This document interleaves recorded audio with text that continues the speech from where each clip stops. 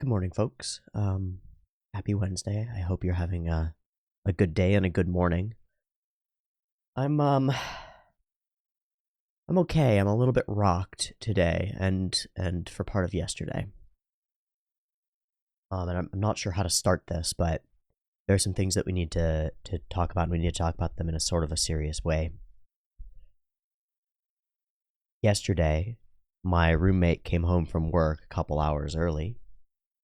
And so I asked him what was up. Hey, you're home early. What's up? Something you all good? Everything okay with your kid? Making sure.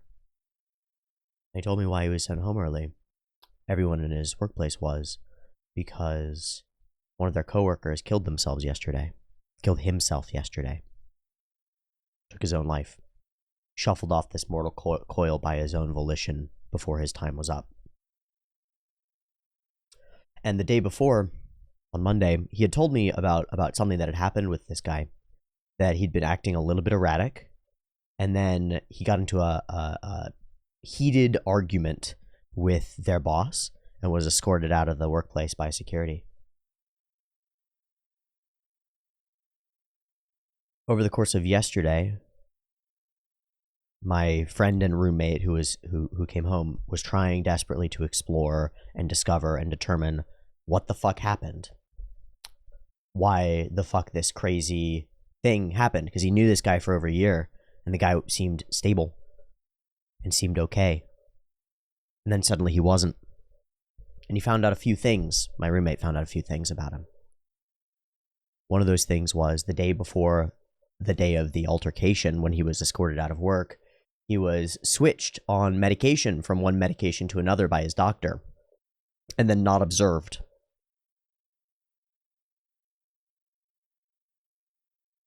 He found out that for weeks and months before that event, the person in question had been going to rehab for addiction to prescription opioids, most of which he had been stealing from his aging mother, the one part of his family that he had left. I've been addicted to opioids before. I was addicted to tramadol, and I was addicted to codeine, which I extracted from Tylenol codeine. And the tramadol I purchased illegally via darknet markets. The codeine I stole from, I was staying for a couple of weeks over a break. I was staying at a friend's house, and they had a bottle of it just sitting in their guest medicine cabinet, and I stole a bunch of them. And I took them. And I did the whole cold water process to get all the Tylenol out of there and get those fucking delicious, tasty dopamines. I know what an opiate addiction feels like, and it's rampant. And I know what switching a drug can do to you, and it deserves better treatment than this guy received. But there are some fundamental problems that are bigger than that. I can give this a minute to heat up. Yesterday, the day after the altercation at the workplace, after being kicked out of what I infer was the only thing that was keeping this guy going besides his mom, early in the morning, apparently around 4:30 a.m., he and his mother were driving. He was driving his 80-year-old mother to the hospital. We don't know why. Might have been for her treatment, might have been for his. Might have been that he or she recognized that there was something going on and that he needed to see a doctor. Regardless, on the freeway there, without warning, he stopped the car with his mother in it, said, "Fuck this," got out of the car and leapt into oncoming traffic, killing himself, making his mother watch his own death, and putting his blood, on someone innocent's hands as he leapt into traffic. All because, well, I can't assume his reasons, but I will do so anyway because I can't speak to him anymore and I can't ask him anymore. All because this world, this being, was not good. Fuck this, I'm out. It's not worth trying anymore.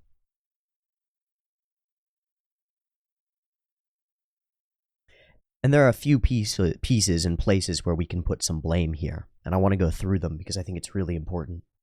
The first is His doctor killed him directly. He switched his medication. I don't know what medication was switched, but I'd love to know. I'd really like to find out.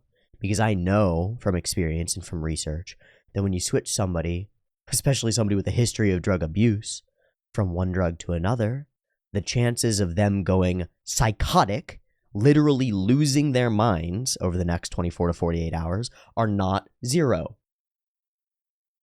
And so it is a flippant and foolish doctor who prescribes a potentially mind-altering medication or alters a dose of a potentially mind-altering medication without properly supervising the patient who is under his care. That doctor is a killer. A murderer, I would say. Maybe manslaughter, but it is murder in my eyes. That is unacceptable. And it is not an isolated incident. It's the kind of thing that happens every fucking day in this country and around the world. Not because we don't have the technology or the knowledge or the scientific understanding or the medical prowess, but because our medical system is deeply corrupt. The second place that blame can be laid is the pharmaceutical industry as a whole. First of all, most people don't need any of the medications that they're on. Second, most doctors are trained as pharma reps to sell medications more than they are trained to help people, and are more likely to switch you from one medication to two, one potentially dangerous medication to two potentially dangerous medications, than they are to try to help you reach some level of health. Because if you're healthy, you don't come back to the doctor. This sounds like some conspiracy theory thing, but it's really quite simple. It's just like the fact, indisputable, that insurance companies do not have your best interest at heart. If you buy health insurance, the purpose and goal of the insurance company is to not pay you, is to not help you, is to have you never go in for treatment, because then they just get to take your monthly income, or better yet, take the monthly tax break income that they get from the federal government in the United States, because our healthcare is privatized. And then semi-half publicized via taxes, because truly privatizing healthcare, a fundamental human necessity, doesn't fucking work. And privatizing healthcare leads to greed in our healthcare system. A system that is meant to be purely altruistic is instead infested with greed and sin. And I use sin in the Greek terminology. In the original way, it misses the mark. There is a mark. The mark is a healthy society where people are given healthcare. Proper healthcare. Not thrown drugs that might kill them. And our society, our healthcare system, misses the mark. And that is the fault, fundamentally, I believe, of our greedy pharmaceutical corporations. And they are killing our people, our children, our fathers, our brothers, our mothers, our sisters, and our friends, and our neighbors. They are killing us. This isn't blame on the individual doctors, or even really blame on the system of medical care, but it is blame on health insurance, and it is blame on pharma companies.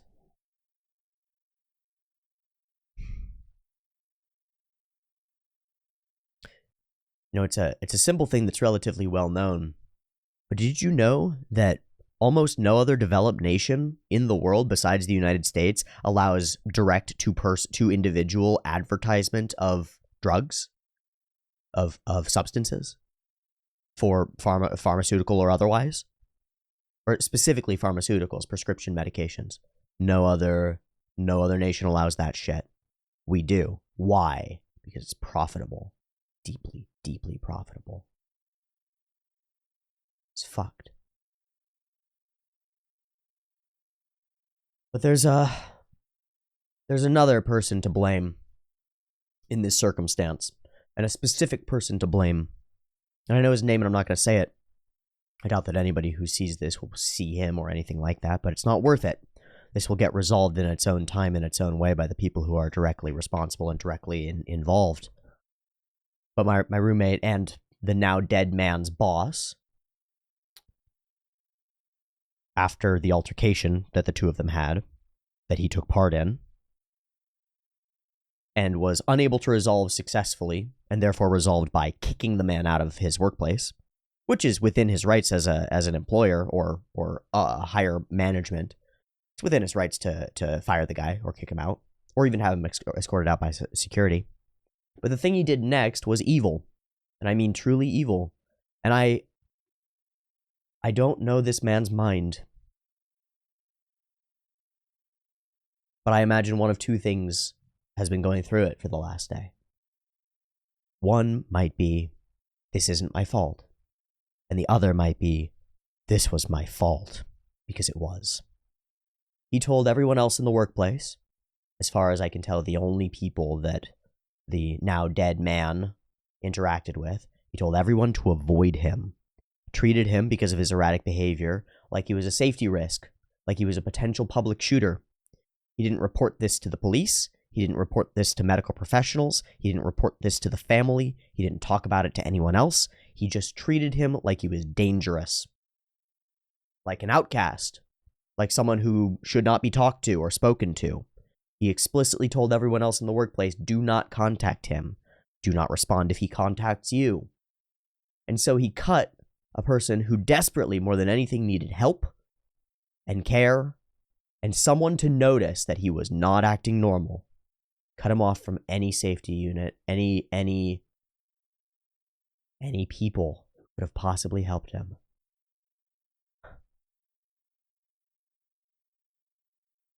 And so he killed him too. Because if somebody had noticed or told anyone in authority, there's a chance that they might have gone and observed him and seen, hey, this guy's acting erratic. He's currently in rehab from drug abuse, and he's just switched his meds. Perhaps we should put him in a place where he can't hurt himself for 24 hours and let this blow over and figure out what we can do with his brain chemistry to make him alive and safe a little bit. But there was no one to reach out to him because nobody would, because everyone was afraid. And isn't that poignant? In a world where there were 4 school shootings a couple days ago, or public shootings a couple days ago, and there will be more today, and there will be more tomorrow, and there were more the day before yesterday, and there will be more the day after that. In a world like that, we treat anyone who's acting erratic like they are already a murderer, like they are already dangerous, like they are irredeemable, just for feeling like they don't belong in society. Before they've ideated any violence, before they've made any moves in an evil direction, we treat them like they're already evil. What do people do when you treat them like they're already evil? They act to prove you right, most often. Well, if you're going to treat me like I'm an asshole and a thief and a murderer, I might as well be one. It's a sentiment that comes up more frequently than you might imagine, I think. We don't communicate with the people who are being swept aside, with the people who are being pushed out to the edges of our society. We cut them off. The black pills, the incels, the people who are extreme in any direction, who believe that society isn't functioning in either direction or any way. Well, they isolate themselves, and then everyone else isolates themselves from them. Just like Rudius in Mushoku Tensei. Precisely like him.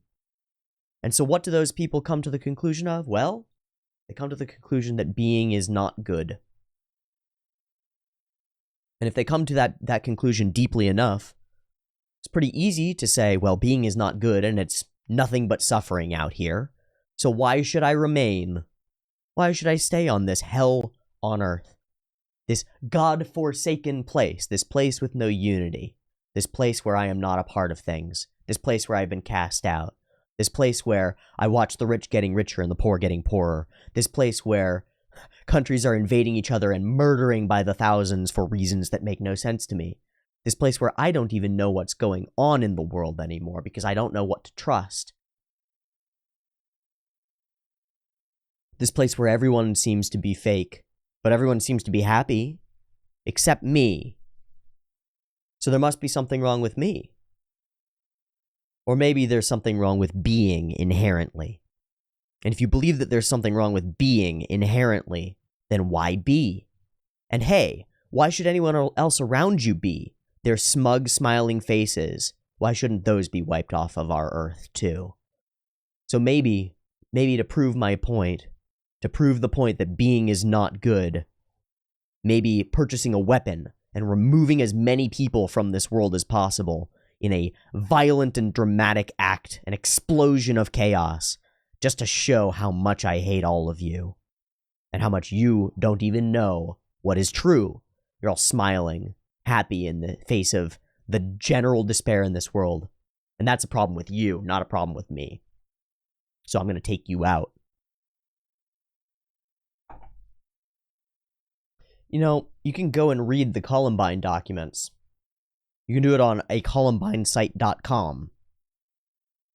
And when you do, you can get pretty close to the minds of the people who do these things.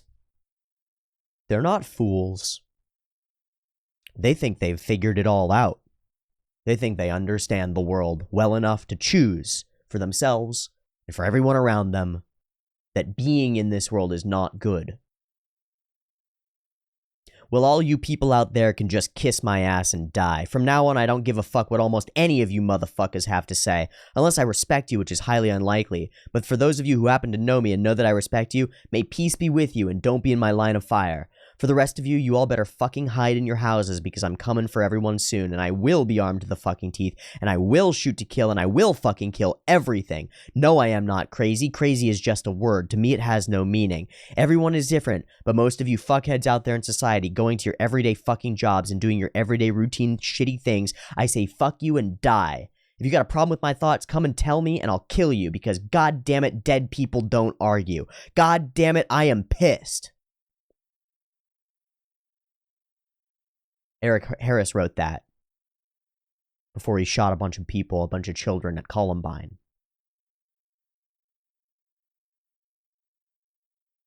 None of you get it. I don't have respect for any of you. Or for myself, for that matter. It's all empty, right? It's all empty. There's nothing to it.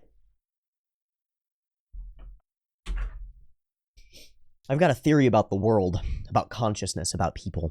And it's a pretty well validated theory, I think. It's not mine. It's a psychological theory that's been around for a good long time. It has to do with embodiment. And the theory is something along these lines. It's that you don't know yourself until you know opposition.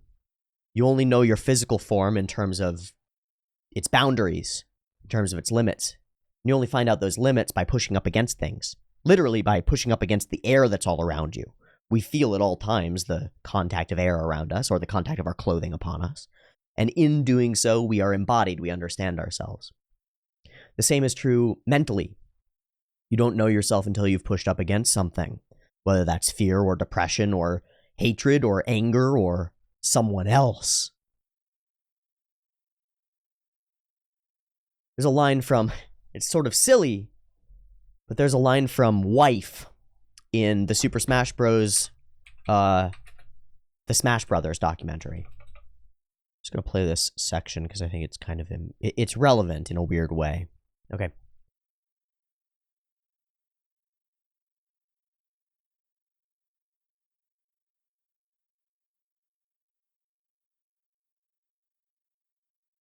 Yeah. Yeah.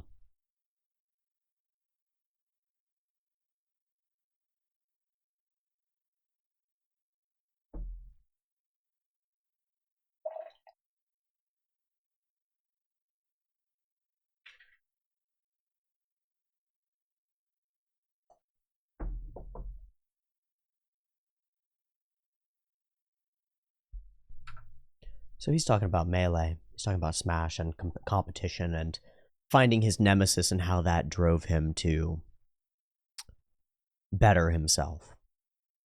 I think that's relevant. Here's why I think that's relevant. My enemy is not a person. My enemy is not a group of people. People are people are people are people. And people are capable, seemingly in near equal parts, of good and generosity and collaboration and self-improvement and world improvement and gardening and growth and knowledge and speech and discussion and reconciliation and all these beautiful things that make us more than chimpanzees, more than violent animals. And people are also people, and they're capable of hatred and violence and despair and self-destructiveness and other destructiveness and just chaotic destructiveness and very carefully planned, distinctly amoral and specifically evil destructiveness, like the destructiveness of the Nazis, for example. Very carefully planned to bring this world as close to hell as they could get it.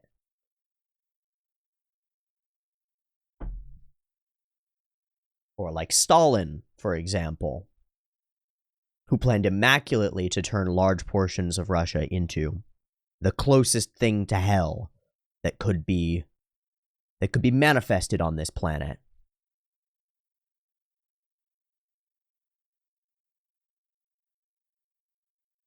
Or any of the number of genocides and hate-motivated wars or other distinctly evil and destructive acts that humans have undergone over our long and bloody history.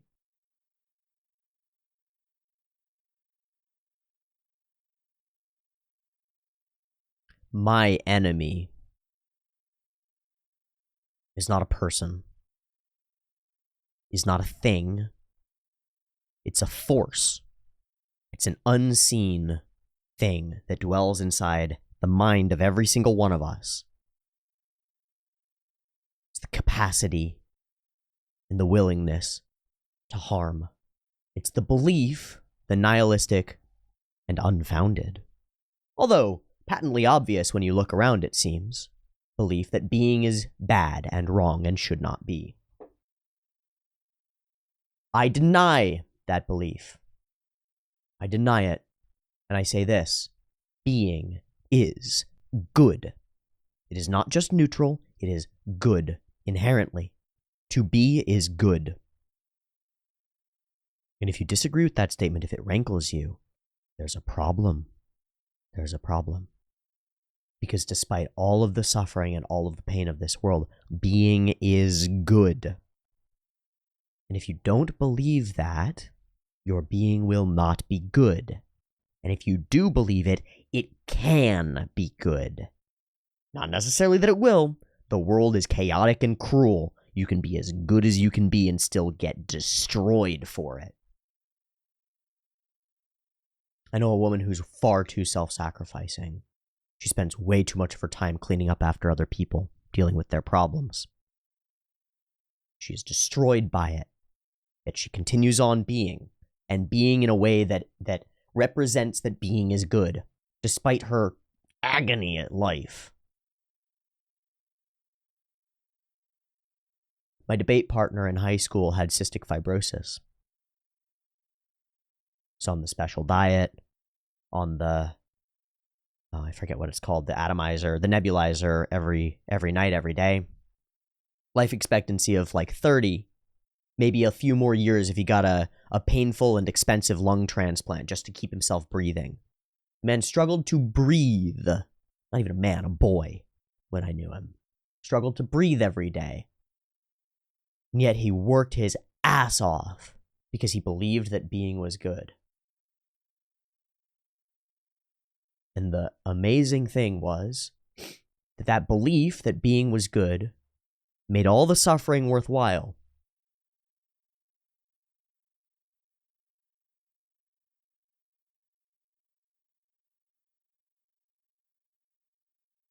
There's a section, I've been reading the Tao Te Ching, or the Tao, because I'm continuing to investigate comparative mythologies and religions, because there's value in them. As far as I can tell, and this is an idea that's in that book, I'm going to say his name, and you can freak out about it if you want to. I don't give a shit because it's true. That book is the best book I've ever read by one of the most interesting and compelling thinkers I've ever read. His name is Jordan B. Peterson. And he says that somewhere in the histories of mythologies, and he's said some other things that I don't necessarily agree with. I agree with that book, okay? So if you come at me and argue, you'd better have read some part of that book. Because I don't care about any of the other shit. I care about that book alone, explicitly and specifically, okay?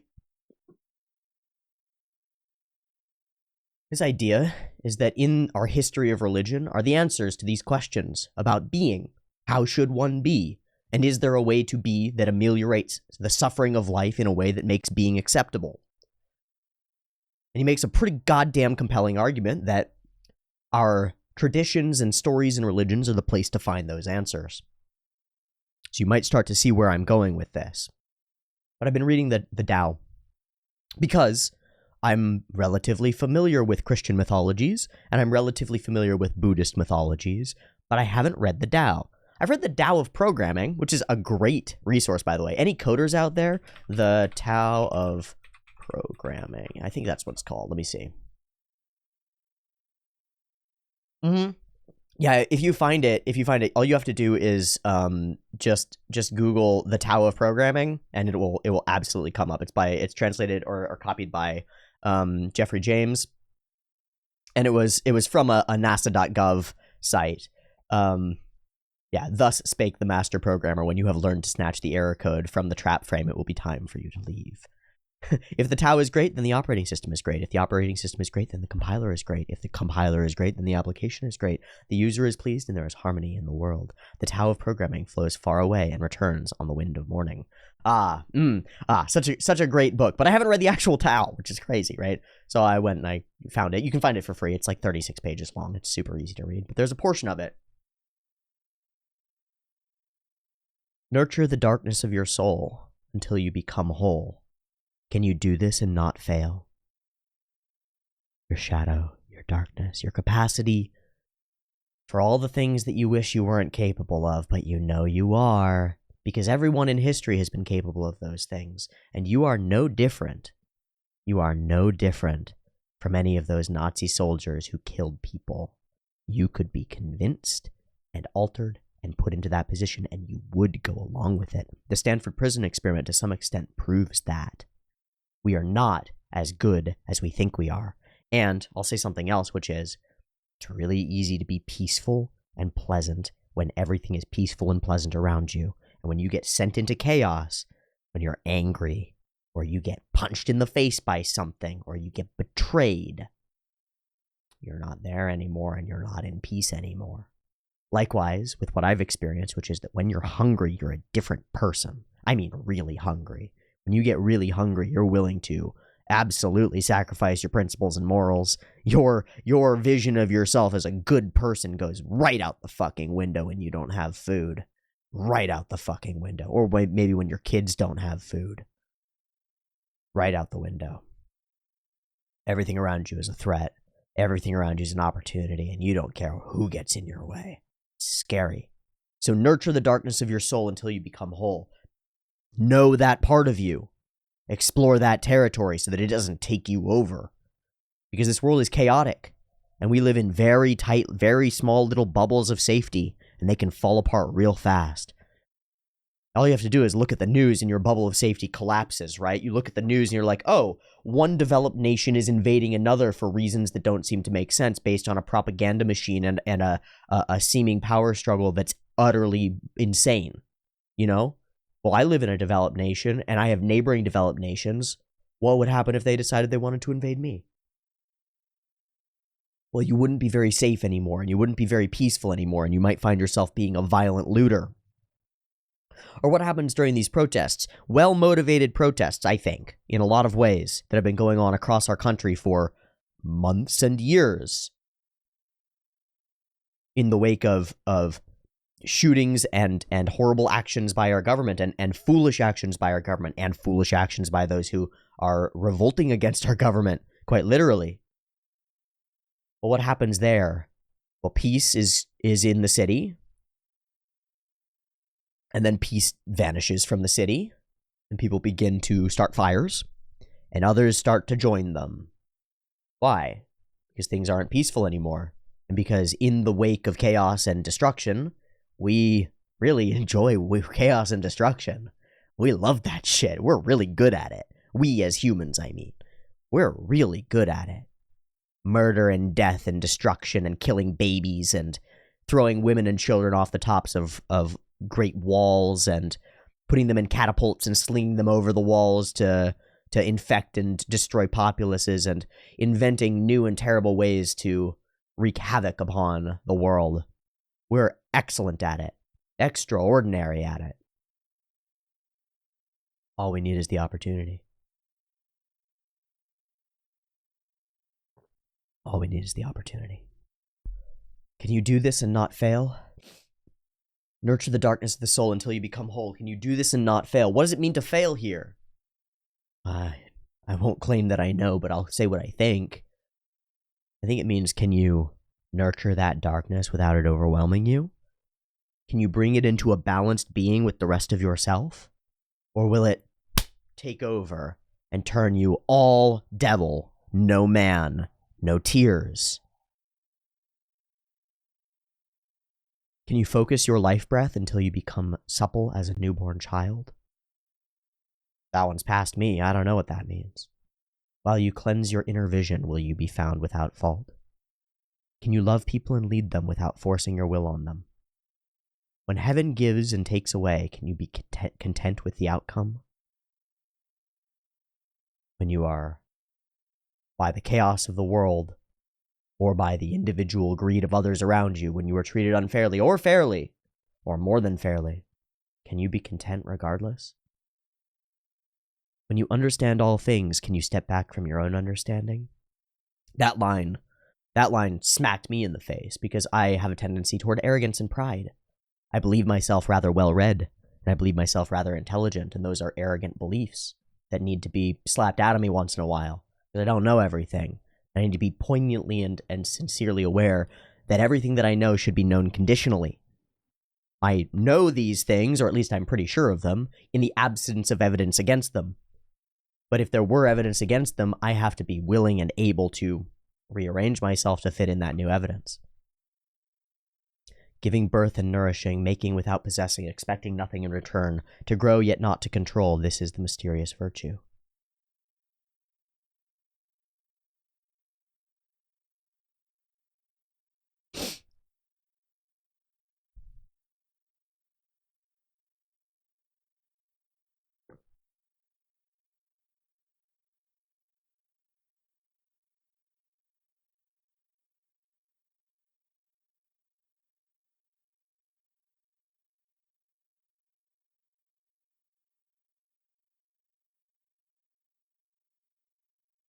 When the great Tao is abandoned, charity and righteousness appear. When intellectualism arises, hypocrisy is close behind. When there is strife in the family unit, people talk about brotherly love. When the country falls into chaos, politicians talk about patriotism. Forget about knowledge and wisdom, and people will be 100 times better off. Throw away charity and righteousness, and people will return to brotherly love. Throw away profit and greed, and there won't be any thieves.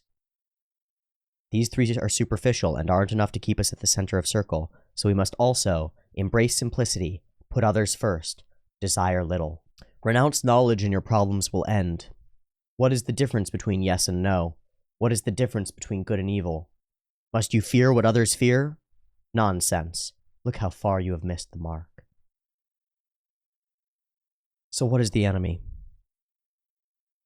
What is the enemy? It's something like contempt for being, contempt for existence. That's my enemy.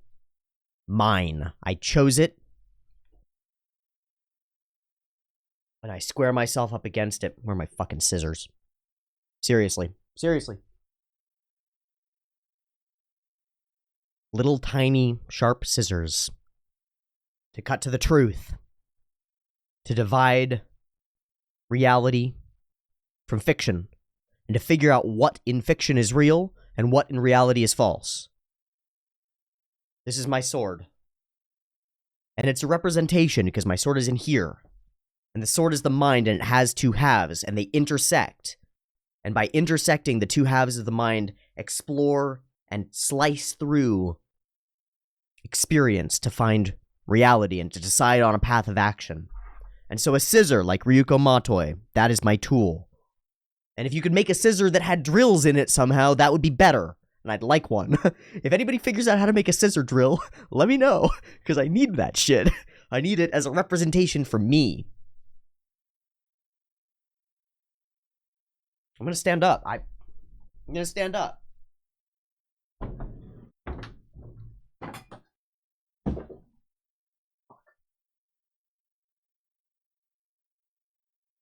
Ha! That's stupid. That's stupid, I know it. But it works. It worked with my damn taxes. And so I'm going to do it here, because it worked there, and maybe it'll work here. It's stupid, but it's for my mind. My enemy is contempt for being. And I will destroy it as much as I can. So we come to the fundamental, which is, what am I doing, and why am I doing it? And where am I trying to go with it? I'll put the wall back in. And prevent you from seeing the distracting chaos of my room. And let you see the more honed in, more refined space that I've created here. Of intersecting darkness in the background and my face that sticks out from it, and a couple of books that sort of draw your eye over there. Bring it back to that space. So what am I doing? Where am I? And where am I going? And who am I? Well, I'm a person who came from a divorced family. A shattered family that was essentially divorced years before my parents actually separated. And should have been years before. So instead I lived in a family of chaos and strife. Of mother arguing against father and father arguing against mother and hatred. And that's impacted me. It's got a substantial impact on my existence and my way of seeing things. I don't like conflict, but I'm willing to engage in it because I know what happens when you don't. I'm right down the middle when it comes to the agreeable-disagreeable paradigm of or portion of personality analysis. I'm right down the middle. I don't like conflict, but I will engage in it when I have to. I'm becoming more willing to do so as I see that conflict is necessary in this world. I'm not very organized. I'm very creative. And I say this with as little pride as I can muster because I am proud of it and I'm not very humble about it. I am damn smart and damn well read. Multidimensional polymath. Not very good at math specifically, but literature and linguistics, I'm in the top percentage of the top percentage of the top percentage. When it comes to parsing ideas and words, reading speed, out loud reading speed, listening speed, and acuity and clarity, and reading comprehension, I don't know anyone who's as good as I am. I haven't met them yet. I'm sure they exist. I'm sure that there are many people who are better than I am. I haven't met them yet. And I've been in places where they should be. Universities, colleges, good schools, great institutions, competitions, debate competitions, statewide, nationwide. Been up against the best of the best, and I've brushed shoulders with them, and I'm among them. I'm capable of holding my own. So I'm creative. I'm not very organized. I like resolving conflict, and I'm willing to engage in conflict to do so. What are the other big five traits? I'm missing them. Oh, extroversion, and positive emotion. I think I fall more onto the introverted side, as evidenced by my retreat and withdrawal from society over the past years. But I think that has more to do with the horrors of society, really, than my own innate traits. And I think I'm far more extroverted than I would have imagined otherwise. And I'm at least capable of forcing myself into it, and that's cool. I think if I weren't at least somewhat extroverted, I wouldn't be able to sit in front of a camera and share myself with some honesty to the world. I don't think that would be possible. I'm high in openness, too high in openness. And I've made myself much higher in openness by using psychedelic drugs. Because studies have shown that one application of psychedelic drugs like mushrooms or LSD or something similar increases your degree of openness by a standard deviation, like a huge amount. And I was already pretty high in it. And similarly, my conscientiousness and ability to organize my space went down. And so it's something that I struggle with and I have to work on.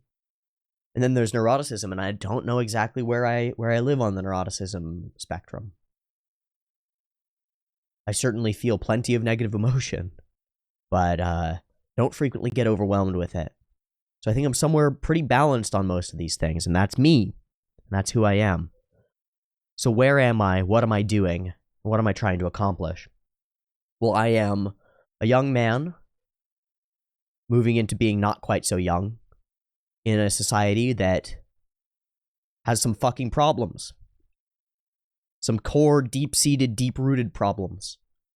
Some problems that are coming to a head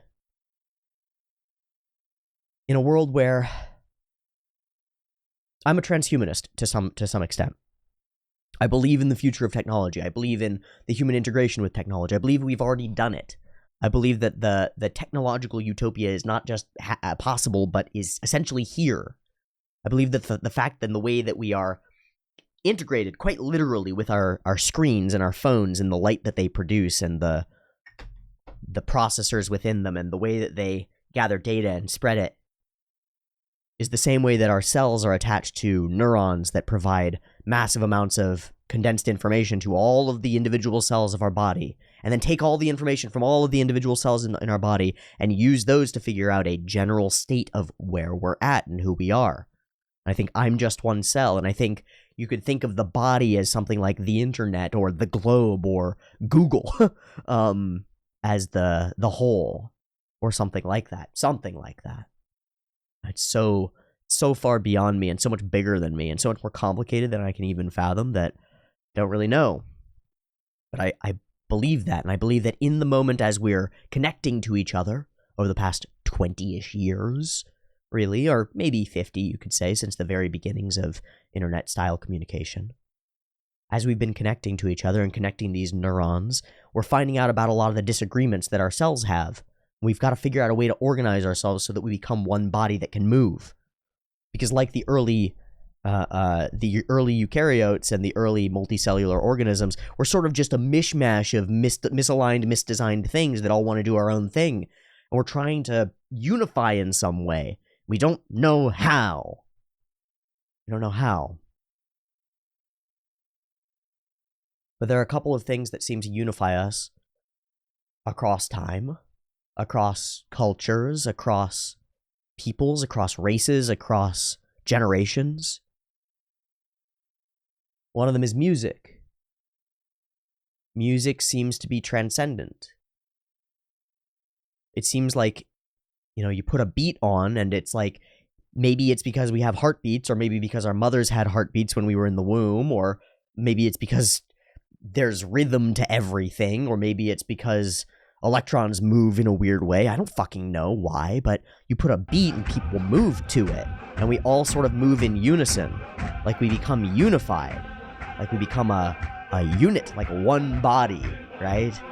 You get a bunch of people dancing to a song and everybody's sort of in one mode.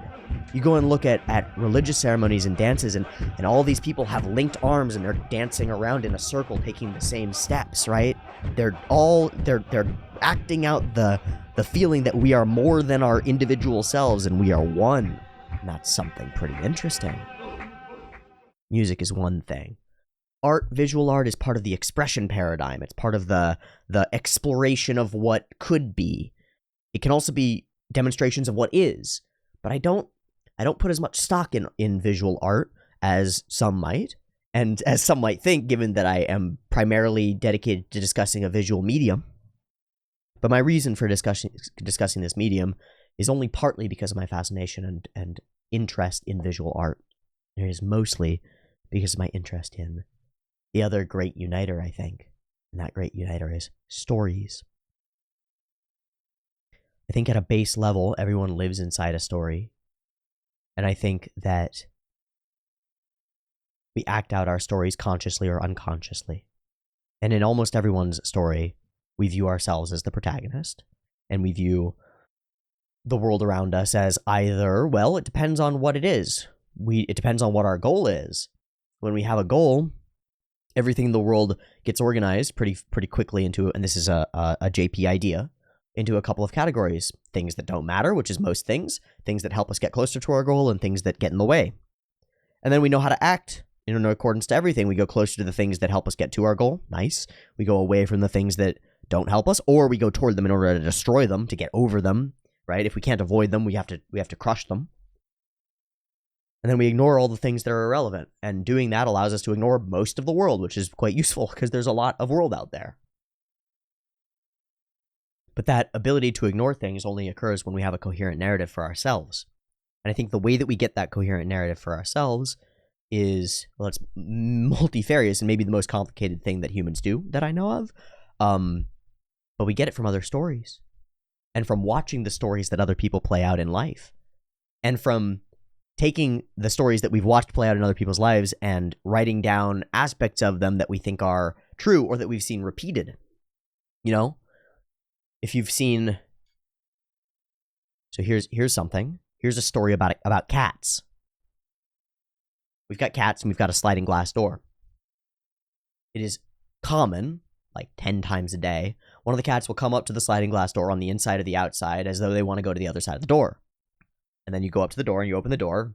Cat sits there for a second, turns around and walks away. The cat wanted to go outside, then decided it didn't. So the cat didn't know what the fuck it wanted. I was talking to the 2.5-year-old who's here today, and he opens the sliding door for the cat. He just got enough strength to be able to open it. So this is a huge thing for him. He's like, I can change the house, right? I can change the world around me, and I can do it for the purpose of this animal who wants to go outside. But he opens the door, and our cat, Athena, stands there, goes, well, turns around and walks away. It's like, what the fuck? The fuck? And the kid's miffed. He's like, what is that? And so I kneeled down and I talked to him about it. I'm like, well, sometimes cats are weird. They don't know what they want, actually. They'll act like they want something, and then they'll act like they won't. And then I talked to him because he did it the other day. He was like, I want to wash my hands. I want to wash my hands. I can't remember if it was washing my hands or something, but I'll make it up. He's like, I want to wash my hands. I want to wash my hands. And then as soon as his dad picks him up and puts him by the sink, he goes, I don't want to. It's like, oh.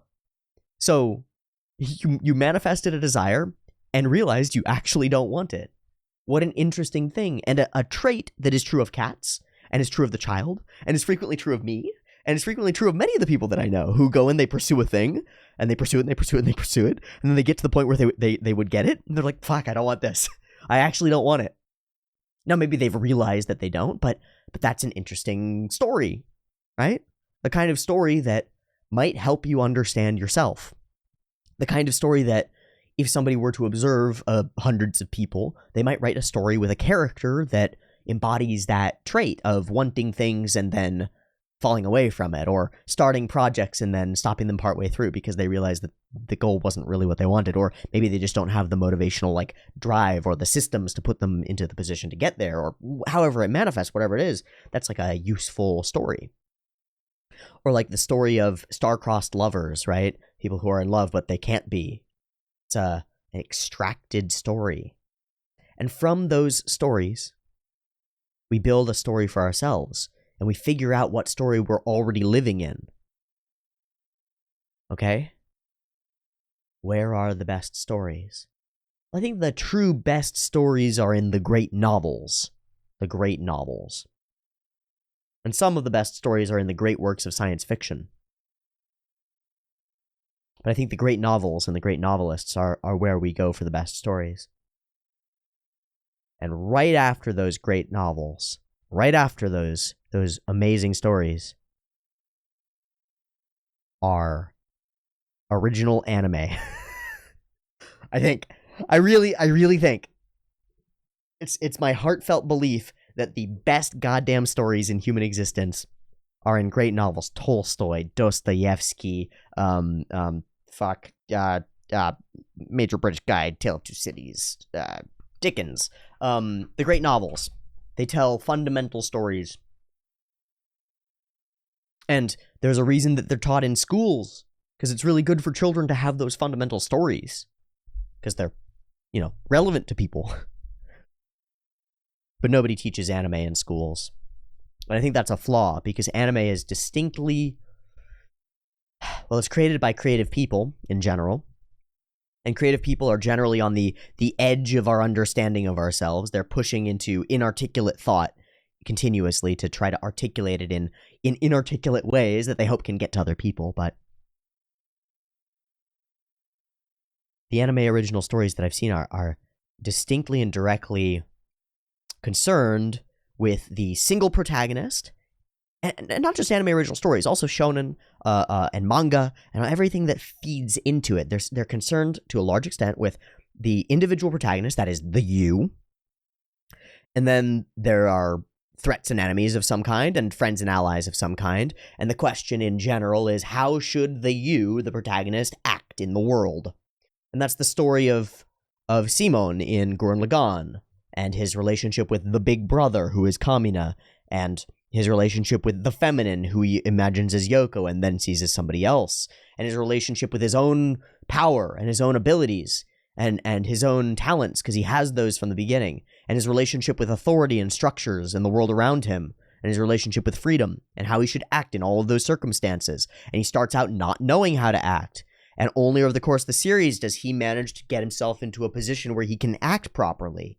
And once he does, the world organizes around him, and he goes way beyond his own expectations. Not just to the surface, but through all the layers of possibility into the ethereal unknown, right? That's a true story. Truer than true. Even though it's fiction. Because it's your story, or it could be. It could be. Because if your story isn't aligned with a story like that one, a story of moving upward, well then which direction are you moving? Because you're not staying still. No man ever stays still. No woman ever stays still. No human ever stays still. People don't stay still. They move. And they don't move sideways. They move up or they move down. Mostly. Mostly, as far as I can tell. So if you're not moving up, where are you going, man? Where are you going? Are you using your drill, your ability to, or your scissor, your ability to parse things? Are you using it to create a grander boundary? Or are you digging yourself a deeper hole? Or both, somehow. Because you might be drilling in both directions at the same time and trying to reach up toward the sky while cutting yourself off at the ankles. You might be doing that. Because a lot of people are doing that. And I think it's because their stories aren't together, right? You know, you can't be aiming for personal success and you can't. So here's a pretty common contradictory belief that I think a lot of young people have. Belief 1, I deserve and want success. Belief 2, those who acquire success did so through evil. There are no good billionaires, right? So why would you ever aspire to become one? Part of why I wrote that little rap, Billionaire Mindset, because I put a goal in front of myself. I would like to be a billionaire in a couple of decades, and I'm serious about it. And I've got ideas. I've got tech companies that I'd like to build, and manufacturing companies that I'm about to build. Within a year from now, I'm going to have a manufacturing company, and I'm going to be building an interesting product that I think will sell well. And maybe I'll fail, and that'll be great. That would be great. Because in the process, I'll find out some of what doesn't work in actually running a business, you know? How cool would that be? That would be great. And I'm afforded the opportunity to do that, literally afforded it by your support. And that's amazing. Spectacular. But, you know, if your goal is success, and then your idea is that everyone who is successful has reached success by exploiting other people, there's a fundamental misalignment. I think a lot of people have that misalignment. And so you scoff at the dreams of those around you who believe that maybe they can become successful. And you know, it's the people who've experienced real hardship, from my experience, from what I've seen, who have their stories in order. Because they have to. If you don't have a story in order, you're not going to get out of the hardship alive. They put their stories in order. And usually, from what I've seen, like my roommate in college who had his story together. His story was, my mother is suffering. I am a capable young man. I'm going to achieve the best things that I can so that I can go and save my mother from suffering. And he's fucking done it. And it has directed him in a path where he has a good relationship with his mother, and they're doing well, and he's doing well, and he's got a good relationship with women in general, and a good relationship with his job, and a good relationship with the world, and a good relationship with the society. He's got his story in order, and his goal in order, and he didn't cut himself off at the knees. Because if he had thought, well, I should make some money to save my mother from her suffering, but I can't make money without exploiting people. That's, fundamentally property is evil, right? Property is exploitation, is theft. Then he would never have gone down that path. And he'd be stuck. And he'd probably be drilling downward. And destroying the ability of other people to produce, safety for their families.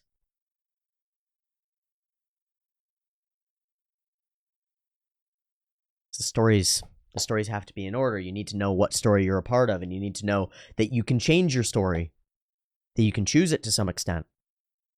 Because different types of protagonists experience different kinds of stories. And based on the way that they act, their story unfolds differently. And usually they have foils and enemies in their stories who act in ways that are, shall we say, not ideal. And why are they not ideal? Because they lead to destruction, and they lead to failure. The truth is that which works, and works repeatedly. That which is evil or wrong to some extent, not evil. Evil is malicious, evil is malice. But that which is wrong, which is not true, is that which does not work. By definition. I believe that. I agree with it. I agree with that philosophical and psychological proposition. You can argue it, and people will. I expect that they will in the comment section, and I hope that you do. I don't think that there is a good argument against that statement. If a way of being is true, if it works, and if it works today, and if it works the day after that, and it works for you, and it works for everybody around you, to a degree that you don't all hate each other and murder each other, then it works. Saying please and thank you is true. Manners are true. They work because they demonstrate some interpersonal respect, and that interpersonal respect works as like solvent or glue or something or lubrication within our interpersonal relationships. And if you don't do it, if you don't have manners, people don't like you, and you don't get to interact with people anymore, and then you get ostracized, and then you get cut off from society, and then you fall apart and die, because that's what happens to people when they're not a part of society. So it's not true. So there's a reason that we teach kids manners and to say please and thank you, and it's right to live that way, right to be that way. And we teach those things in our simplest stories, in our most childish stories. And it's really important that we do so. Because it's really important that kids get their stories straight and get an understanding of what works and what is true. I think this is just a realization that I just had. I think I actually have to dictator Precure. I think I have to dictator slot it. I have to just force put it in. It's too important to not do. Because the reason that I like Precure is really simple. It has nothing to do with the girls or even the art or any of it. It has to do with the fact that these are compelling, well-executed, simple stories aimed at children to teach them real truth about the way to interact and the way to act within the world. And they're good goddamn stories. And they work. And they work.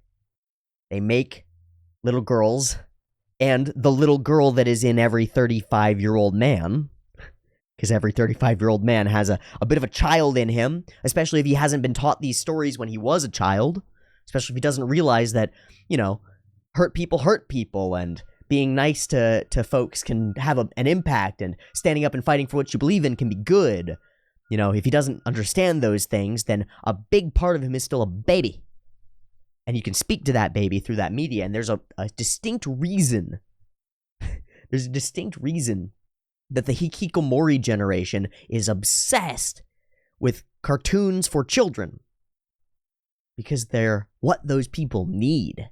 They don't need cartoons for adults. They're not at the level to understand them yet. They don't have the fundamental stories.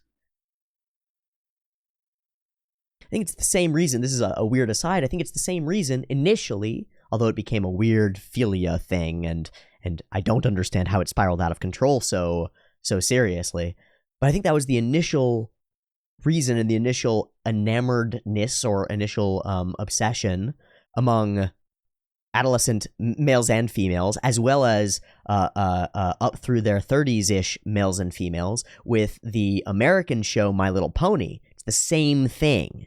It's now I've gone and I've watched the first 4 seasons of My Little Pony, and I think it's a great show that you should show your kids if you have them. I actually do. And this is something that I want to do as well, is I want to start parsing children's media, like real children's media, and going through, because I think nobody's paying attention.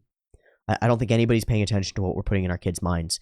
Parents are just putting their kids in front of screens and letting whatever is on YouTube play, searching kids video or something, and it's fucking scary. Now, you can find the 5-finger hands videos and the fucking crazy AI-generated creepy shit, but I'm talking going back and watching some Winnie the Pooh and figuring out what the fuck is compelling here, what's going on here, right? Or reading through the Calvin and Hobbes series and figuring out what's going on here. Why is this a compelling set of stories for children?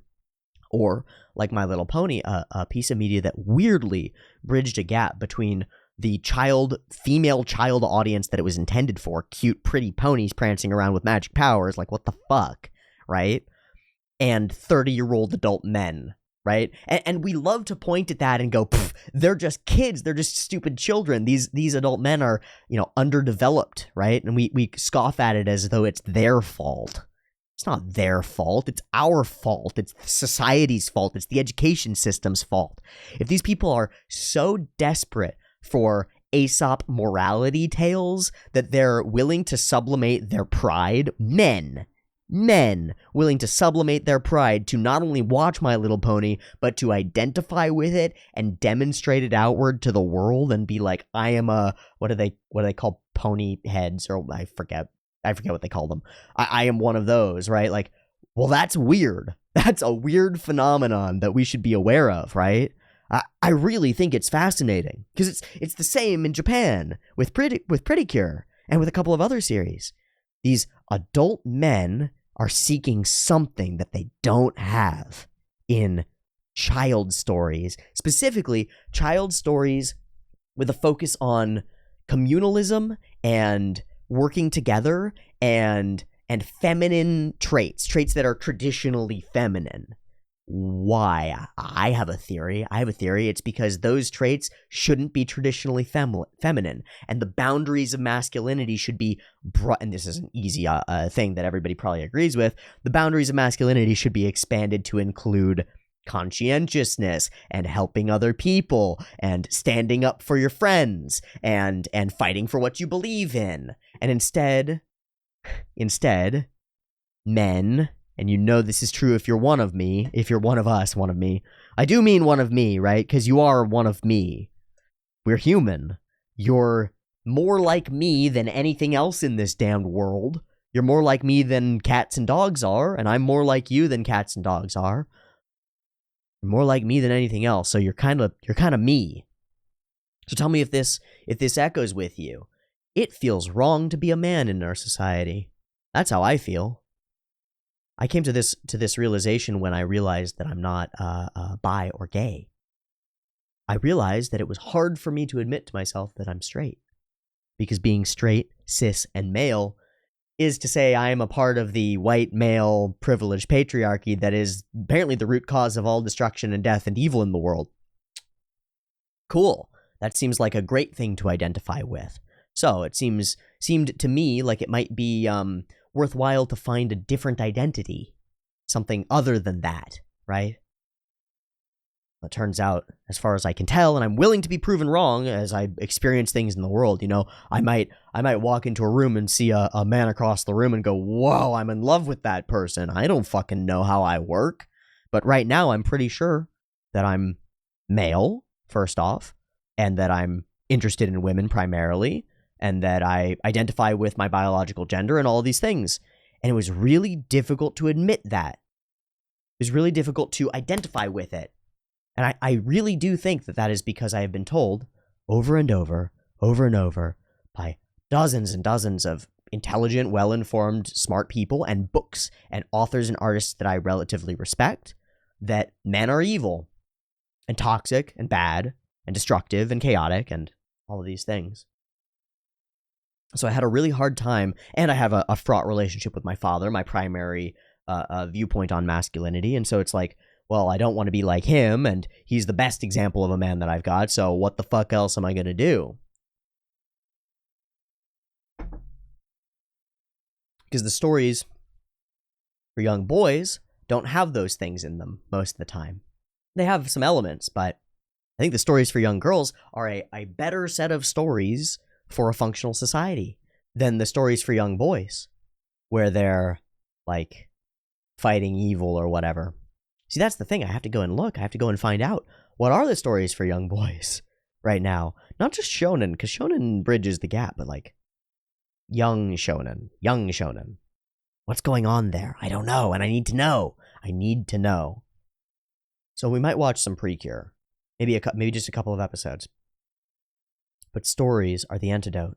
I really, truly believe that stories are the antidote to the universal malaise and to this feeling of contempt for being. Because stories put in alignment, in a mythological context, in a way that doesn't seem correct, but it is. Some truths about the world, some truths about finding something worth protecting or something worth fighting for. The truths about individual and personal responsibility. The truths about interpersonal relations. The truths about conflict and conflict resolution. The truths about effort and work. And the idea that little by little, effort and work can get you where you need to go. That's the Gurren Lagann drill idea, right? Little by little, turn by turn. And then, one day it will pierce through and you'll achieve something beyond the self that you currently understand. These are important. And we believe in them. More than we believe in science. It's easier for me to believe in Simone and in Kamina and in phrases like grit your teeth and believe in the me that believes in you. Those things are more true to me in my everyday reality than the truth that everything is made of atoms. I mean, that truth, I could pretty much go through my life without knowing that truth and everything would be okay. But if I hadn't incorporated truths like grit your teeth, or truths like your drill is the one that will reach the heavens, or truths like bearing oneself nakedly in the face of embarrassment and standing up for what you believe in and speaking your truth out to the world is the way to be, like Ryuko Matoi. If I didn't believe in those things, I'd fall apart. Who cares if I understand that my body's made of cells or what the organelles in them do? That knowledge doesn't really influence my actions. The knowledge in stories influences my actions. The physical, mechanical knowledge of the world barely does. Now, it gives me an understanding of how I might be able to change the world, right? It gives me a tool set. But it doesn't give me a why, and it doesn't give me a direction. And so I don't think we can replace mythology, and this is a Peterson idea as well. I don't think we can replace mythology with science. I think we need mythologies. I think we clearly need mythologies. There's a reason that anime is growing like gangbusters, and that media and movies and Netflix and streaming and information transfer in the densest form that we can get it, which is film, which is a combination of audio and speech and maybe on-screen text and deeply resonant visuals and powerful things. And we put an incredible amount of money, millions and millions and millions and millions of dollars, both into animation and film, to produce these cultural, story-based artifacts. Like, why do we do that? Like, why? Why are some of the most expensive things that we publicly choose to spend money on, and then individual people spend enough money to see them that they recoup their losses 5-fold, 10-fold at the box office. Why do we put so much money into movies? And might it not be the case that by examining those movies, we might discover what the people in our world are seeking? Because I'll tell you what the people in our world are seeking right now, and what they've been seeking for the last almost about a decade or so. I'll tell you straight up what it is. What are the most popular movies in the world right now? Well, what are the best-selling, biggest blockbusty movies? Well, there are two. One of them's falling apart. That's Star Wars, and it's falling apart. That's the dream of a different place where things work differently, but it's just sort of an allegory for our current world, right? But there's magic in it, and so there's some cool stuff there. Well, what's the other one? Well, it's superhero movies, Marvel movies. Why? Well, I'll tell you, it's just like zombies are consumerism and the masses and things like that. Everything in film, you can extract symbology from it. You can extract understanding from it. So what are superheroes?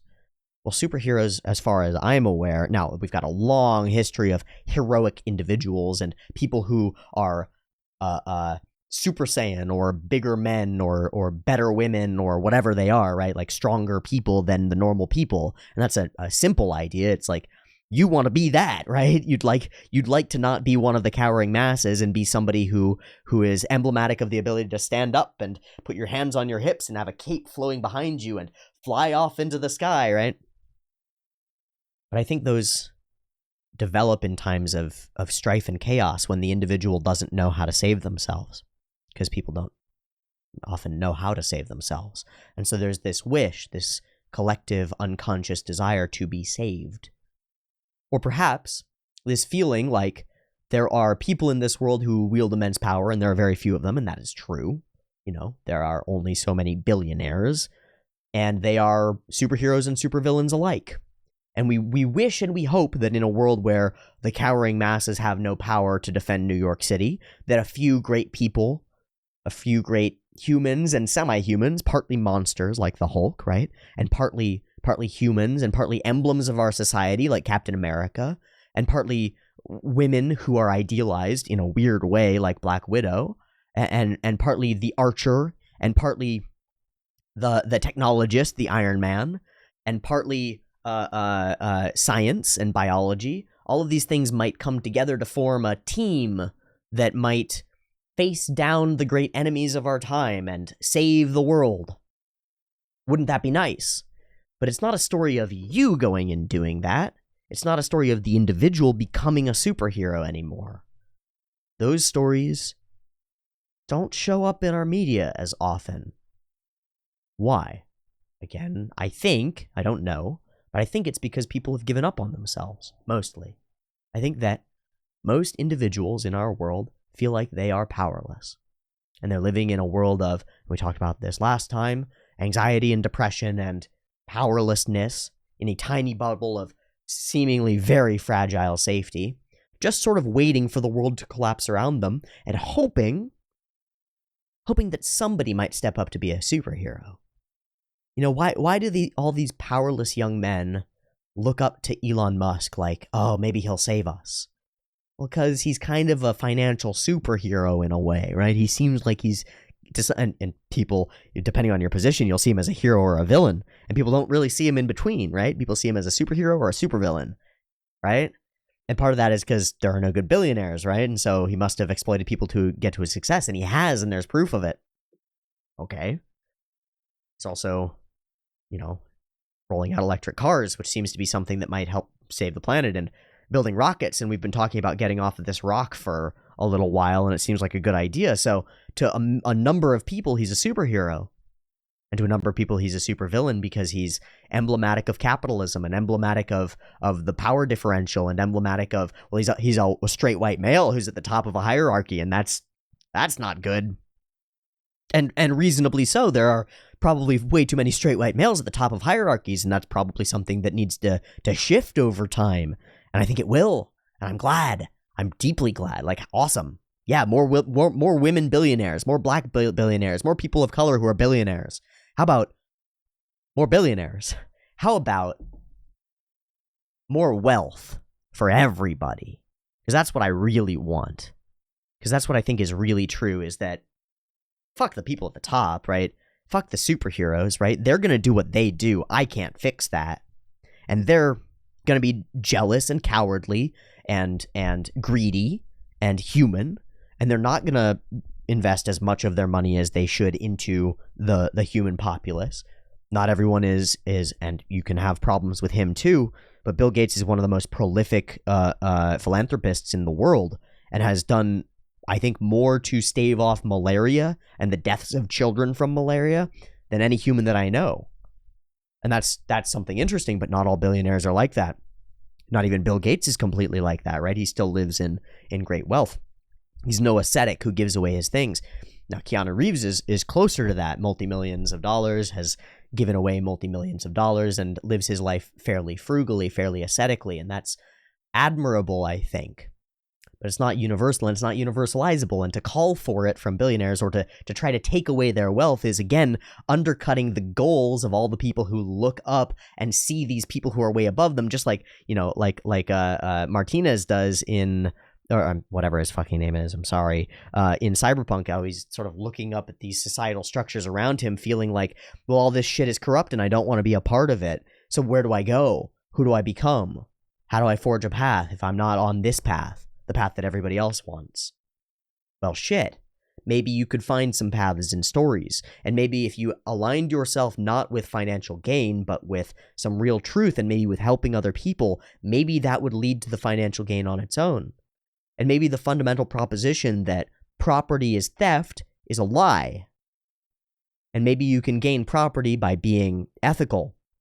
And maybe I, Tiabu, am proving it day by day. Because look at my Patreon. I sell nothing. And yet I am alive. And I'm making more money than a lot of people who are working their asses off. And that's not fair, to some extent. But I don't think I'm exploiting any of you. Not one bit. The only person that I'm exploiting is myself. I'm the only one who does labor for this channel. You know, that's the only person I'm exploiting. So what do you call it when you exploit yourself? You call it sacrifice. You call it sacrifice. So I sacrifice my effort, I put it out into the world for free, and I say, hey, if you find my sacrifice worthwhile, society, please return unto me one fraction of what you get out of it. And then it works, and it's like I'm proving it. There's something to that. Wealth, or at least money, doesn't have to come from unethical means. Proof. Proven. Proving it every day. You can come be a part of that, by the way. Check out the Patreon. How cool. What I want... Well, I want a couple things. I think financially and geopolitically, I think we have the means and ability to eliminate poverty in the next 25 years. Just completely eliminate it. Not just in the United States, I mean globally. I mean, we could really do it. We could uplift undeveloped and third world nations, or at least give them the tools to do it to themselves, you know? I'm not into the whole democracy takeover, liberalism, manufactured consent idea of going into spaces and establishing democracies, but you know, sometimes it sort of works, and it might lead to less bloodshed long term, but I don't know enough about the political theories of that to know. I do think that maybe mosquito nets might be a start, or building running water infrastructure, or electrical infrastructure, or laying internet cable, or laying, you know, putting up satellites like Starlink system that is being used throughout Ukraine. So that there's internet communications, or cell phone towers, and putting them, you know, how much could you change the world and the futures of the lives of millions of people if you were to go through all of the parts of rural and developing nations and just put in cell phone towers? Not even giving people access to cell phones, just building some of the fundamental infrastructure. How much change could you manufacture by just letting people connect to the global world and find out what their world is like, and find out, you know, do the thing that any of us can do at any time that we take completely for granted, which is that if I need to know how to dig a ditch to irrigate crops, I can go look up a YouTube video and find out. And then if people had the ability to go and look up a YouTube video and find out how to irrigate their crops, their kids wouldn't die. That could be cool. And then maybe their kids could go to school, and maybe their kids would be healthier and would live 3 times longer. And maybe those kids could become technologists and all these wonderful things. Maybe, right? And people have been iffy about this as a statement of like, well, I don't like you using this conditional idea of if you save children, they could become great things for the world, because they could also be the next Hitler or something. And that's an irrelevant, idiotic proposition. The risk inherent in allowing a life is present. Fine, sure, yeah, they could become a Hitler. Is that a reason to deny their existence? Well, a lot of people seem to believe it is. A lot of people seem to believe that because of each individual human's innate capability for evil, and we all have it, all humans are evil and should be eliminated. And children should not be brought into this world. Because how many times do you hear that? I don't want to bring a child into this crazy, chaotic, fucked up world. Well, take that idea to its extreme, and what do you get to? You get to the idea that people should not be. And where do you go when you take that idea to its logical continuation? Well, I should remove people from this world. And who? And how? You're going to take that duty upon yourself? You're going to buy a gun and go remove some of them? Seems like a lot of people go down that path. Let's find out how many today. Huh? Really? No. So I went and I looked at the shootings list. I was thrilled to see that since I last looked at it, there have been no more. And then I switched from the mass shootings to just the general gun violence and shootings, and there have been 4. Today. It's 12 p.m. It's 12:30 p.m. Not even a quarter of the way through the day. Being is good. I want to prove it. Or at least convince you of it, because that's better. I don't need to prove it in some, like, scientific sense. All I need to do is reach one person who's on the edge, who's in uncertainty. Hold on. Fucking silent robocallers, I hate them. All I need to do is reach one person who's on the edge, on the fence, who's in uncertainty, not sure about being, just unsure about the world in general, which is a very fair place to be. Especially when, as we've discussed, it's really hard to figure out what's going on in the world right now. You look for something and you find the truth and the opposite right next to each other, and you don't know which one is which. And our general populace and our children are not taught the skills to parse those. I was taught those skills, and I can't parse them anymore. It's one of my greatest skills is my ability to do research. I learned it in debate. To do research, to look at an article and to determine whether it's written in good faith, whether it's well-researched, whether it makes any sense, whether it's telling the truth even, and to go and collaborate and corroborate that with other sources and figure out what's true about a thing. It doesn't work anymore. I can't do it anymore. The internet doesn't let me because there's too much chaotic information. That's very scary. And now it's getting even worse because half the top Google search results for any given thing are AI-generated gibberish. They're nonsense. And that's terrifying to me because our art is becoming nonsense and our forms of finding truth are becoming nonsense. And everybody's moving toward it and rushing into this future where nothing matters and nothing means anything. Like it's the best thing in the world. But people, when they live in a world where nothing matters and nothing means anything, don't know where to go. They don't know how to align themselves to move upward, and so they start sinking downward. They become cut off from other people and individualized, and COVID hasn't helped. And technology and its isolating forces have not helped. It also has helped because our ability to communicate across distance is amazing, and we're doing some of it right now, and even just watching my face across the screen gives you a feeling of connection with another human being, and that's power. That's so powerful. It's so immensely, immensely necessary for all of us. But it's not getting any better or easier. It's getting actively worse. So where's the bastion? What's in the things that are undeniable? And one of the things that's undeniable is that music unites us. I think the other thing that's undeniable is that we live in stories, and that by viewing other stories, we come to understand our own stories better.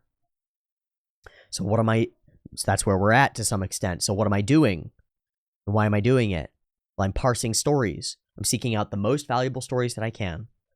Original anime series specifically, but also manga that have been adapted are really good. And I think the whole structure for producing them is really good because of the filtering process, because of the editing process, because of the collaborative nature of anime production, because of the number of artistic minds that must be bent toward creating a piece of work.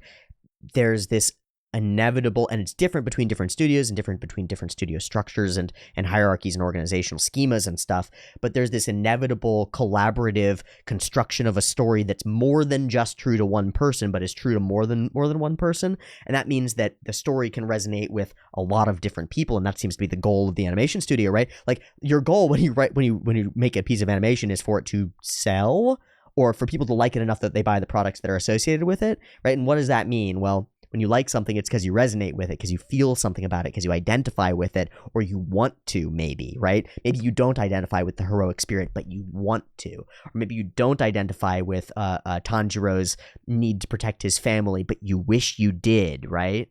Maybe that's something. And maybe you feel like, in the Tanjiro case, in the Kimetsu no Yaiba case, maybe you feel like there's a world of demons out there and you don't know how to fight them.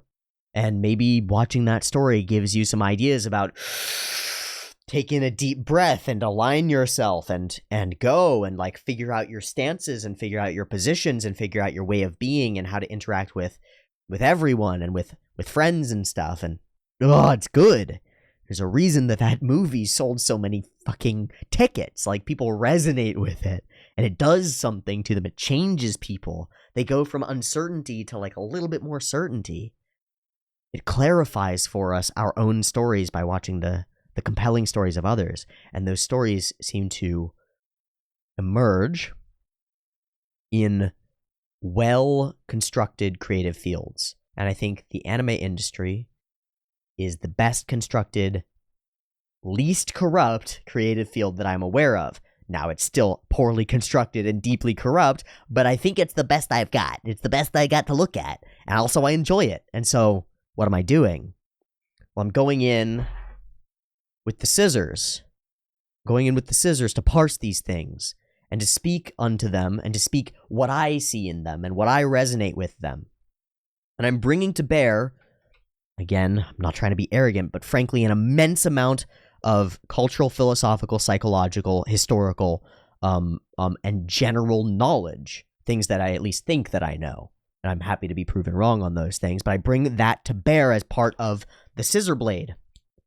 And half of the scissor blade is the known, and half of the scissor blade is the unknown. So the things that I already know, I bring to it. And then the show produces the unknown, right? It's the unknown, and I have to parse it by filtering it through the known and recognizing that it is its own thing, and bring it from the unknown into the state of the known. And while I do that, you get to watch me do that, and you get to do it to yourself too. And you get more of an opinion than your own. And that might be enough. If the myths, if the stories are the antidote, then the person who brings the antidote to you and opens the package and hands it to you, I can't make you eat it. I'm not going to shove the pill in your mouth and force you to swallow, but I'll hold it out to you. I can't force you to drink, but I can lead you to water. The water's here. And maybe, just maybe, a few people who are stuck in that uncertainty, who are in that place where they could, if something went wrong in their lives, they could snap into that feeling of being is wrong and end themselves and end the people around them and cause some real destruction. Or just internalize the idea, but not strongly enough to eliminate themselves from the gene pool, and then go on to make everyone around them as miserable as they possibly can, and then potentially find a spouse because they're desperate for some kind of connection despite their own self-hatred, and then because of their self-hatred, they hate their spouse, and so they make their spouse miserable, and then they have a kid because that's what you're supposed to do, right? And then when they have the kid, they don't see any reason for the kid to be happy either, so they make the kid miserable as they can. You see this in families pretty frequently, where people just make each other miserable, and that seems to be their only goal. And what's the result? Well, maybe a couple of generations down the line, one of the kids has a revelation and gets the fuck out of it, or maybe the kid kills themselves. Because they were convinced by everyone around them that being is not good, that it is worth having contempt for. So that's what I'm doing. I'm parsing the material in the hopes of defeating a great enemy. My enemy, chosen, my nemesis. It's not a person. It's not a political movement. It's not a group of people. I'm here to destroy contempt for life. I'm here to prove, to the best of my ability, that being is worthwhile, and art makes it so to some extent, or art at least reveals that it is so. I'm here to convince people that there's value in the media that they so often dismiss as entertainment. Because I was told throughout my childhood that media and games and anime and entertainment and shows and films and stuff are purely destructive, that they'll rot your brain. That was what my father believed strongly. And so I watched only educational programming until I had my own computer and could seek out my own materials. Only educational media. And that was great for me as a kid, frankly. It was really good. But it wasn't good enough because I didn't get enough stories. And as soon as I had the opportunity to go and seek them, I devoured stories. Starting with Aang, Avatar: The Last Airbender, a story about the collected wisdom of history being passed on into one transcendent individual who has to make choices about how they will wield that power into the future and how to deal with the conflicts of the world as the individual who is the manifestation of the allegorical sun, the allegorical child of the world, the you. Because you are a child of the world and you have some power and some prowess and you have to decide what to do with it. And a lot of it comes from your history and from the knowledge of your forebears and your ancestors. But some of it comes from the fact that you've been asleep for a while and you don't know what's going on in the world. And some of the truth in this world is that there is real evil and real destruction here. And some of the truth is that there is real creativity and real creation and real love here and families, things that you might not be a part of. And Aang embodies that story, and he makes choices all along that story, and he grapples with his own capability for destruction all throughout this story, and he figures out the answer to it. I'm going to spoil Avatar: The Last Airbender, so don't watch the next 10 seconds. He figures out the answer, and the answer is to remove power from the people who use it improperly, but not to slay them, so that you don't have to become the monster in defeating the monster. Incredibly articulate idea. It's in a piece of kids' media. Children's media, American children's media, Nickelodeon. That's pretty fucking cool. And Korra transcends that story and goes in different directions and is a very useful story for adolescents, especially the first season with Amon and this revolution and this feeling of people who have power, who have been to some extent like blessed by randomness, by random chance, are wrong and evil. And there's something very real and very current about that, because there are a whole lot of people in our current world who point at anyone who has any power, no matter how they got it or what they're doing with it, and says they are inherently evil because there are no good billionaires, and profit or property is theft, right? And so by nature, the fact that you have property makes you evil. Well, is that so? Is that so? It is not so, and Korra argues it extraordinarily well. But Korra wasn't the show that I watched next. The show that I watched next, I sought out what are things that are like this. I sought out Naruto. And Naruto is the story of a boy who's got a goal, right? He wants to be the chief. He wants to be a leader of men and women and his village and all this stuff. But he doesn't know what being a shinobi even means. He's weak and stupid. He gets one powerful skill, one innate talent or gifted talent, right? He's got the chaos monster inside him, which is a powerful idea. It's locked within him. He's got the chaos monster inside him, and he's incapable of controlling it for most of the series until he starts to get little bits of it, and then he becomes more and more Super Saiyan, more and more powerful as he comes to identify with and understand that monstrous side of him that is both destruction and creation, because it's both. This is Naruto's story. Like, Naruto is a complicated and well-articulated story we look at him, we scoff, and we're like edgy shonen nonsense, but no, man, absolutely not. Absolutely not. And what is Sasuke, right? Like, Sasuke is the opposite. They're Cain and Abel. They're mythological characters. Naruto is dedicated toward moving upward in the world, right? He has nothing. No skill, no innate talent, nothing that makes him generally good. But he points at the highest thing that he can imagine, the Hokage, and he says, I'm gonna be that. Right? He's pointed positively. What is Sasuke? Sasuke's the opposite. He has every gift. He's innately skilled. His family is highly regarded. He has everything. And yet he descends into chaos and destructiveness and hatred and jealousy and envy. And he believes that he is not being treated properly because he is more skilled than the people around him, and he's arrogant, and he is a perfect foil. And the two of their fight, they intersect and move through each other throughout. And, you know, the story includes relations with women and relationships with women your own age and women who are older than you, and with men your own age and men who are older than you, and all these different, and with enemies and with allies, and sometimes with enemies who become allies, because that's a fundamental truth. And, you know, he gets the shadow clone jutsu. Naruto's ability is to become more than one person at once. That's not nothing, right? His ability is to split into two places, and in the fights, that's what gets him out of the fights. It's his ability to lie, too, and his ability to pretend to be something that he isn't, and to put on a bit of a mask, but he uses it for his own goals, and sometimes those goals are misaligned and perverted and childish and stupid, but sometimes they're aligned with his grand goal of becoming the kind of person who other people would like to lead them. And he does.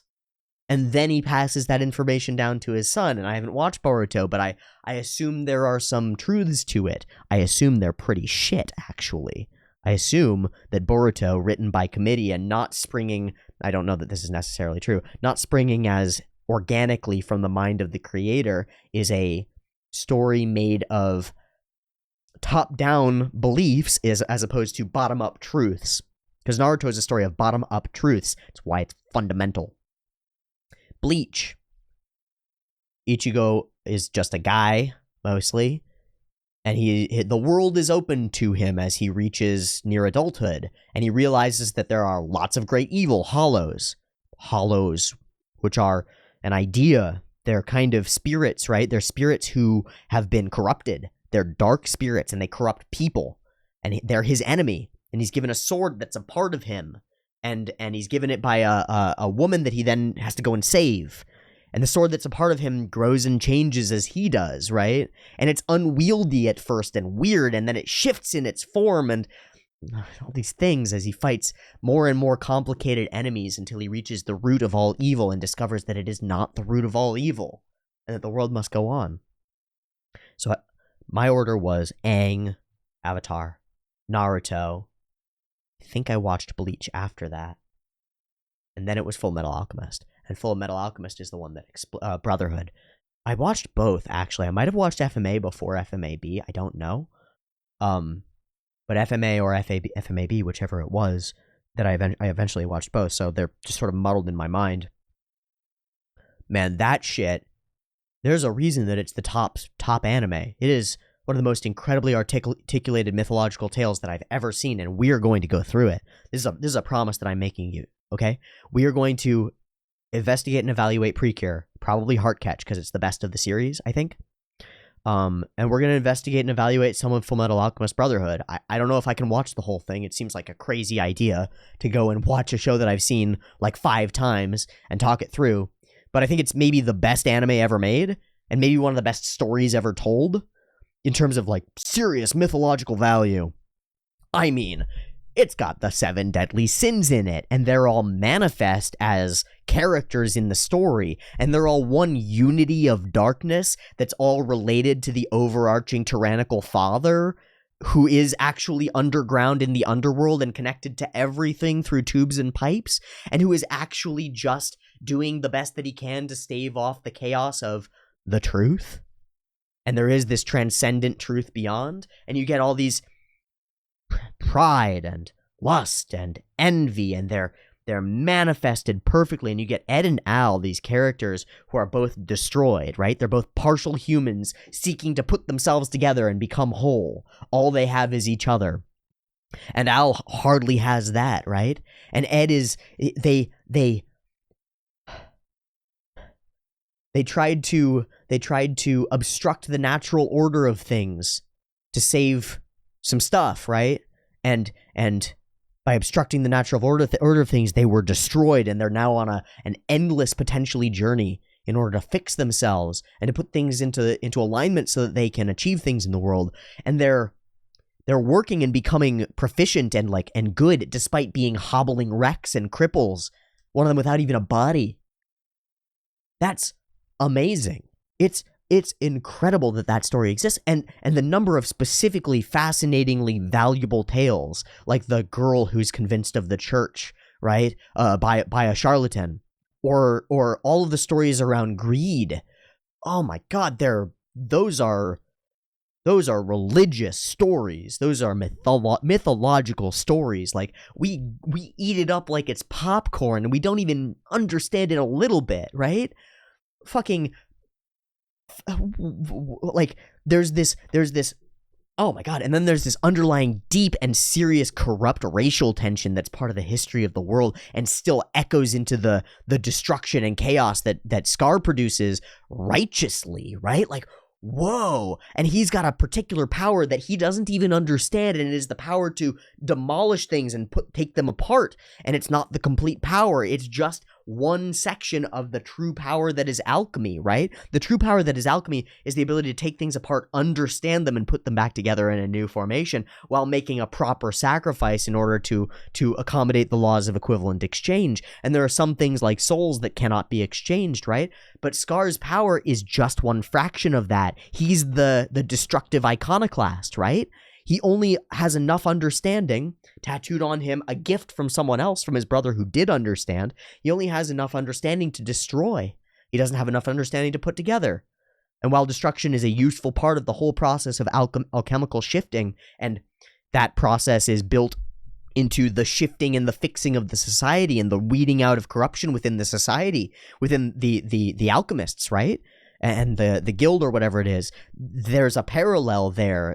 Ed and Al are the force that takes the sort of scissor, which to them is Ed's spear thing that he creates, or is themselves, or is their minds, or is their ability to use magic, or whatever you want to view it as. But they use that to evaluate their society and discover the truths of the war, and discover the truths of their history, and discover the truths of their leadership, and discover that it's corrupt. And their choice is not to disintegrate it and destroy it, but to tear out with pain and suffering by their own sacrifice, to tear out the parts of it that are corrupt and rebuild it into a way that can succeed in the future.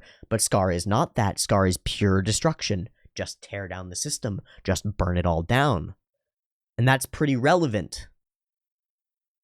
It's pretty relevant because when you look at riots in the streets and you look at the dialogue and the rhetoric of the people who are looking for change, and they're motivated in good ways to seek change, they're doing so in a destruction-only sort of way. And a lot of the times they don't have an answer beyond that. It's the system is wrong, tear apart the system, and we'll figure it out, which ignores how many of the things in the system are right. For example, you have an internet connection. You would not have an internet connection if you were not living in a functional society. You probably have access to running water, and you certainly have access to electricity, otherwise you wouldn't have a phone or a computer. You have access to electricity and running water, and I assume sewage and garbage disposal. And you probably have a paved road outside your house. And you probably live in a house. And you take it all for granted. And you say capitalism is wrong, and the system that I live in is wrong, and the government that I live in is corrupt. And it's like, well, yeah, but it seems to be working as well.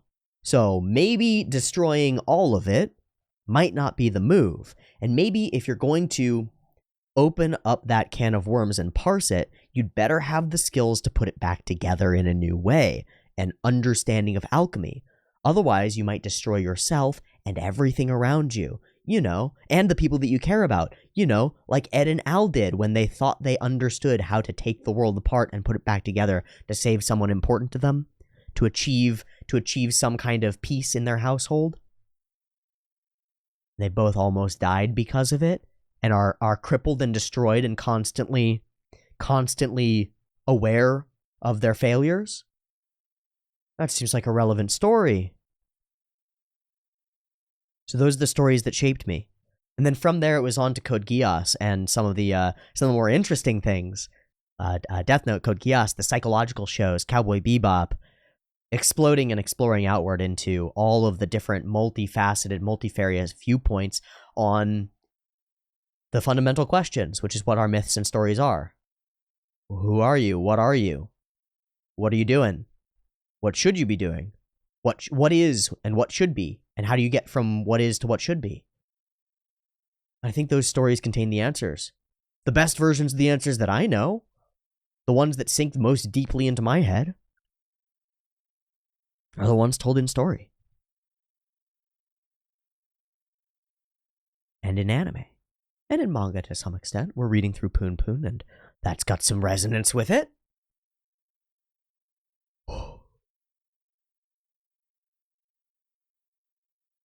So that's my enemy. And it's not a defeatable enemy. Contempt for mankind, contempt for humanity, for being as a whole, for consciousness, for existence. It's continuous. It's ever present. It's been within us since the beginning. And that's evidenced by the fact that some of our oldest stories contain stories about it. Well, the biblical Cain and Abel story is an old story, and Cain embodies that contempt, that hatred, and he's, Abel's dead. The pure child is not mythologically the father of humanity. It's the one who killed his brother. That's our lineage, mythologically, right? Like, I don't believe that Cain or Abel were real people, but I believe that they're an extracted story of the way that people act. Some people shine in the light and do things in something that seems like the right way, and they seem to be rewarded for it. And some people, sometimes they do their damn best, and the world treats them like shit, and sometimes they don't do their best, and they know it. And the world treats them like shit, and they resent it. And they resent the bright one as well. And they have contempt for the nature of being because it is unfair and it rewards unjustly. But more importantly, they have contempt for themselves because they know that if they had done the things right, maybe they would have been rewarded more justly. Now, that's not always true, of course, right? Like, bad things happen to good people, and that's not fair. Granted. Strongest argument against the concept of benevolence in the universe, whether you believe it to be attached to a big man in the sky or not, seems irrelevant to me, but like, just the idea that there's anything good, well, bad things happen to good people and good things can happen to bad people, so karma's out the window. It really seems to be. Except internally. Because when you do something wrong, it destroys you. And you do go to hell. You're still on Earth, but it destroys you. I wonder if we could change the question from good billionaires to happy billionaires. Because I wonder if there are any happy billionaires. And I'll bet the ones who are closest to being happy, or least hateful maybe, are the ones who've gotten their billions through the most ethical means. Not that I know that any of them have gotten their billions through ethical means. Not that I would even say that I agree fundamentally that one can acquire that much wealth through ethical means. I don't know. But I wonder if there are happy billionaires. Because wealth doesn't make people happy. Moving toward something worthwhile makes them content, or at least capable of bearing the suffering of existence, it seems. And that's held true in my life, and it's been directly accurate, right? Like, I want to become stronger, and therefore the pain of going to the gym 3 times a week is irrelevant. It just is irrelevant. It's good. I like it. I enjoy it. Like, what the fuck is that? It's pain. Shouldn't I be running away from it? Well, it seems like no. At least not when I'm aligned with a goal. Or, I don't like conflict. Conflict causes pain, internal strife. But When there's a goal, and that goal is like a peaceful negotiated state between myself and somebody that I care about, going into conflict is irrelevant. The pain of that, it becomes irrelevant. I just put it aside and we go for it. I just say the things that need to be said. Hey, we got to talk this through.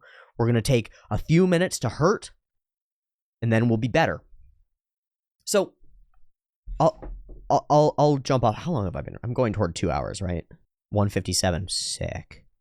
Super pooper sick. Now, do I have enough disk space? Yeah, I do. Okay.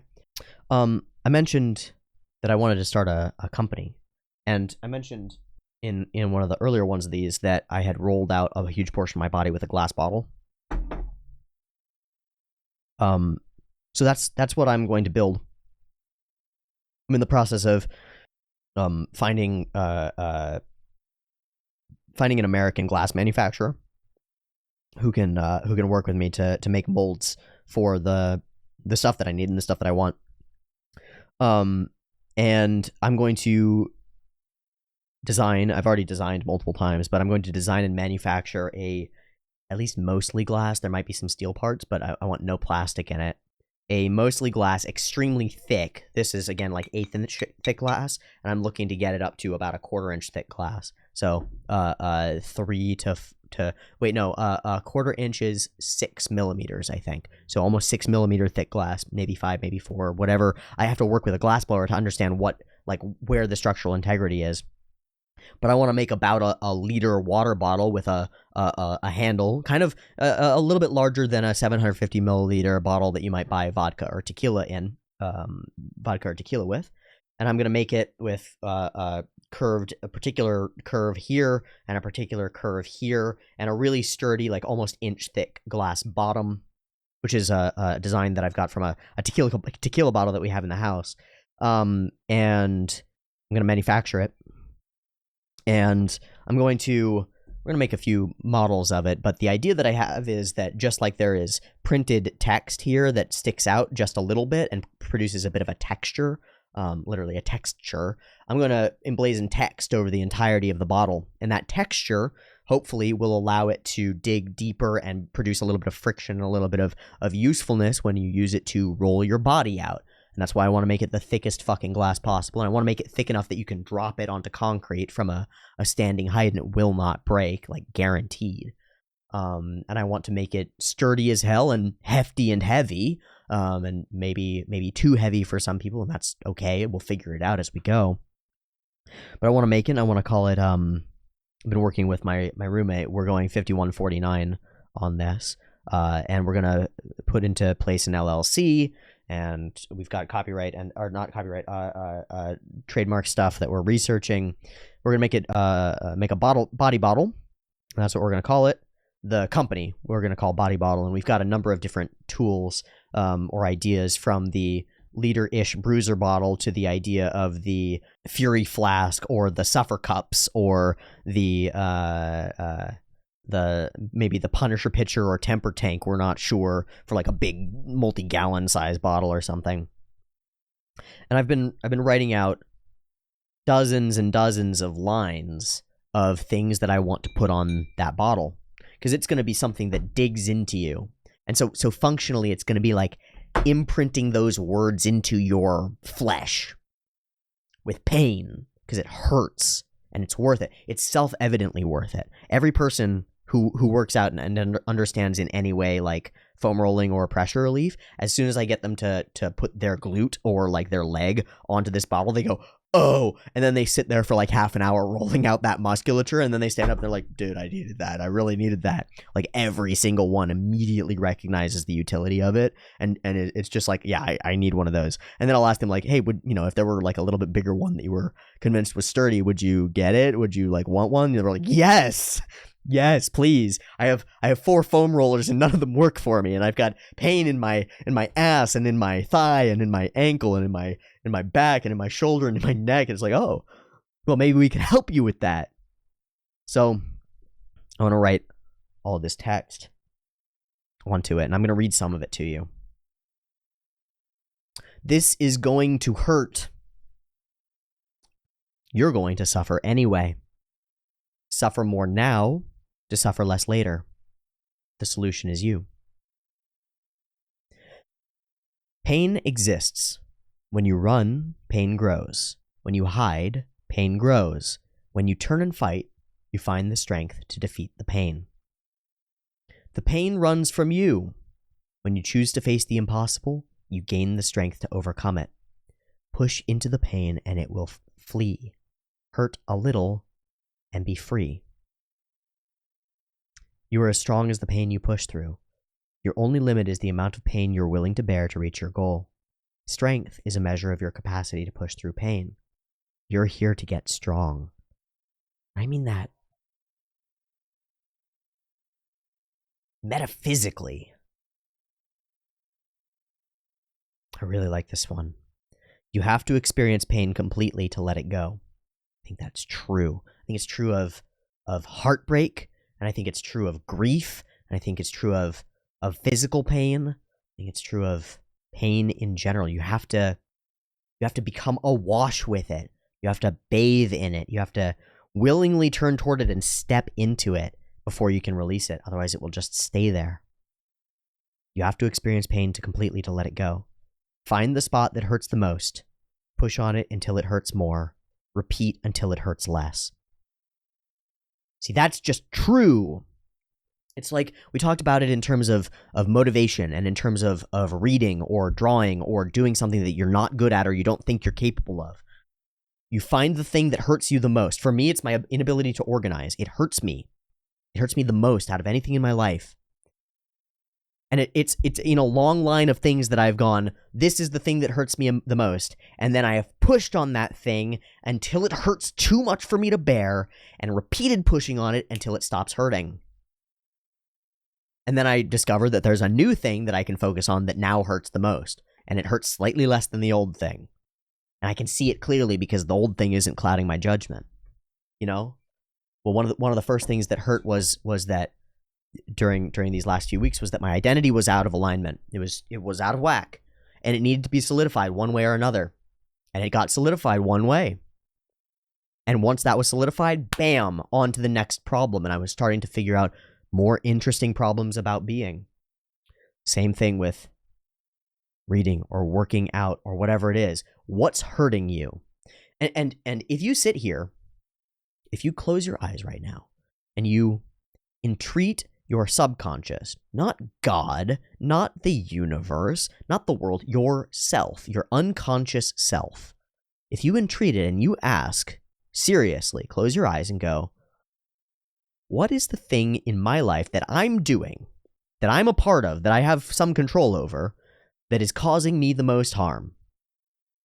Or the thing that I'm not doing that's causing me the most harm?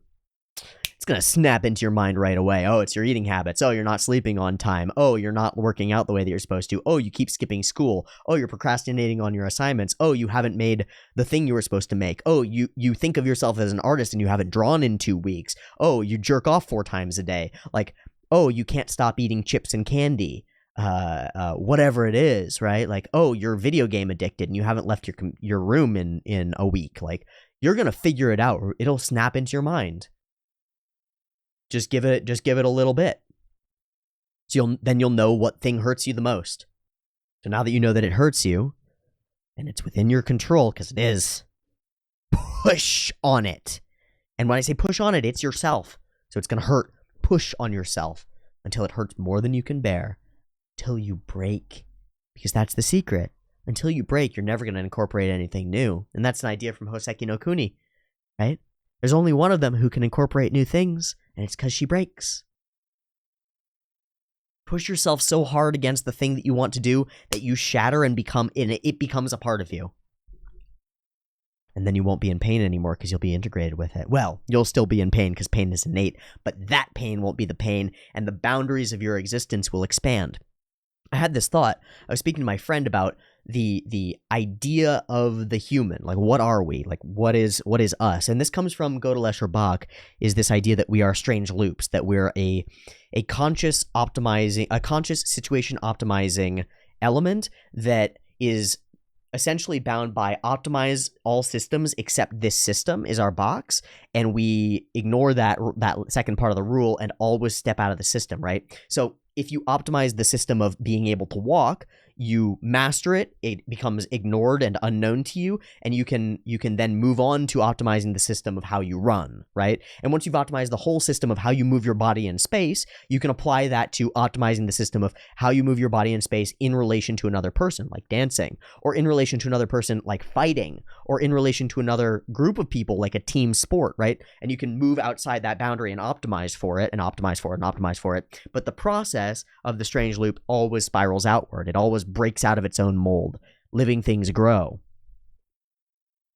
And so the idea was, we had been looking at Escher's drawing of the two hands drawing each other, right? The hand drawing the hand, drawing the hand, drawing the hand, which is the same as the idea of a thought trying to think itself, or the idea of a frequent old school carving is a man chiseling himself out of stone, right? Standing, looking down with a large chisel and chiseling his own legs out of stone. And I was thinking about that idea, and it doesn't seem right to me. And in the process of what I talked about in the first of the dailies, in the process of pushing up against a wall, I realized what I think that the real truth is. It's that you're a man who's pushing up against a wall so hard that you're falling apart, that you're crumbling into dust, and then you're hammering the dust that crumbles off of you into the wall as you're trying to push it over. Okay? You're building the wall up as you're trying to expand it. So you're building the next stage, or the next area, the boundary that you can be in, as you're pushing against it and expanding it outward and toppling it over, right? You're breaking it, you're breaking yourself, and you're using the self that is broken to rebuild the thing, and using the thing that is broken off to sort of rebuild the self, maybe, or something like that. It gets too complicated. We only have so many hands to hold tools and things for this visual, but you're holding like a hammer or a tool or something, and you're using it to not to chisel or to carve out, but to add, right? You're additive and destructive at the same time, pushing it over and adding to it. And what you don't realize as you zoom out from that picture is that the wall that you're pushing at is the back of the ankle of a much larger man who is himself pushing against a much larger wall and is himself shattering away from it. And the parts that are shattered away are the parts that you're adding to him, that you're hammering into him. And he's pushing up against a bigger wall and destroying himself in the process and building the next self. And that's humanity. Because you are constantly building a new self that you cannot even see or imagine. And the old self is not the new self. Because once you undergo a change, you're not the person that you were. And a person is never the person that they are. I'm a person right now. Now I'm a new person. Inherently, like hundreds and thousands of my cells have died and new ones have been born in the seconds between those two statements. And I've changed because I said that statement, right? And manifested it and communicated it, and all of these things change us, right? They change us. But it's also, you're desperately pushing down a border for yourself while you're building the next generation, and you're hoping that they can be bigger and stronger than you are. And you're building this wall and pushing forward without even realizing that the wall is you. And you're pushing yourself forward, right? You're pushing the back of the ankle of the human, the bigger human who's building the next wall and pushing it down. You're pushing them forward. You're actively assisting in the movement of all of humanity forward. And the movement of all of humanity bigger and better and stronger with wider boundaries and greater movement. And that's what I think man is, human is, fundamentally, at our core. We're this thing that's destroying ourselves to rebuild ourselves, to rebuild the next generation, to plant trees that we won't even grow under the shade of, to open walls and build them stronger and higher, but also further out so that they include more, right? Because walls are good. There's chaos out there. But everyone should be within the walls. Because people are people are people are people, and people deserve to be safe. So it's something like that. I believe in that. I believe in it. As soon as I thought of that image, it was like, that's it, man. That's the one. There are more on the pain stuff and the bottle things, and but I wanna build that bottle manufacturing company and sell them on Amazon or something. You know, sell them through unscrupulous Instagram ads if I have to, because it's a good product, and if I can make it the best product that it can be, and if I can sell it for a reasonable price, you know, people pay stainless steel double insulated water bottles cost between like $18 and $45. If I can get the costs of these glass bottles down below $10 and sell them for 15 or 20, and they're a multi-purpose tool, a foam roller costs 20 or $25 and it's made of plastic. And I want to make them all out of recycled glass, and there's something about that, right? There's this idea in the recycled glass that's really cool, and I want to put that on the bottle too. The souls of hundreds of bottles live on in this bruiser bottle. They were a legion of rejects, garbage, defects, not even fit to be beer or soda bottles. They were sacrificed for a greater purpose. Broken, shattered, melted, molded, and reborn. They live on as something useful. Please respect their legacy. And that's what you can be. That's what you can be. Broken, shattered, melted. But you can be molded and reborn, and you can do it to yourself, and you can turn yourself into something useful. But you can't do it without experiencing pain, the pain of disintegration, the pain of shattering. And it's worth doing. It's worth doing because being is good and you can get better at it. And you can make it better for everyone around you. And when you do, being acts like it's good. Being feels like it's good. And you can act for glimpses at first, but then they become more continuous. You can act in enough harmony with the world that you're not hurting all the time. Or at least that the hurt that you're experiencing is offset by manageable, by moving towards something worthwhile. And then maybe kids wouldn't kill themselves and their friends, or not friends, or enemies. Maybe teenagers would be less likely to say that being is not worth being. Maybe the friend of mine who killed himself when he was 15 would still be alive. Maybe my neighbor across the street who no longer lives there because he's no longer alive because he killed himself would still be alive.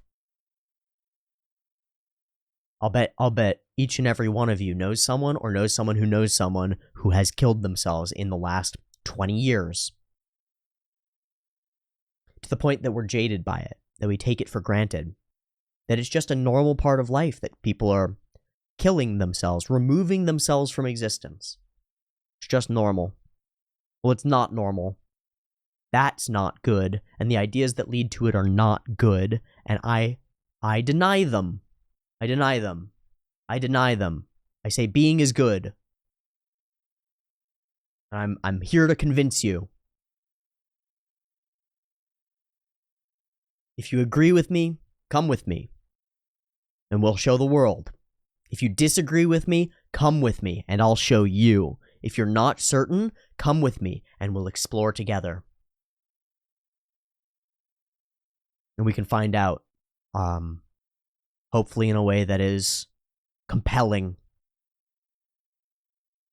Because nihilism, the idea that everything is worthless and meaningless, and negativity, the idea that everything is corrupt and worth being destroyed, and this overloaded like hatred of systems of authority to a destructive degree that is spectacular is not good. It's not good. We can be more like Ed and Al, leaning on each other, supporting each other, keeping each other alive, and looking from partly within and partly without of the system, looking at and evaluating the system and the things around it, and the past and the histories and the stories that we tell and the lies that we tell.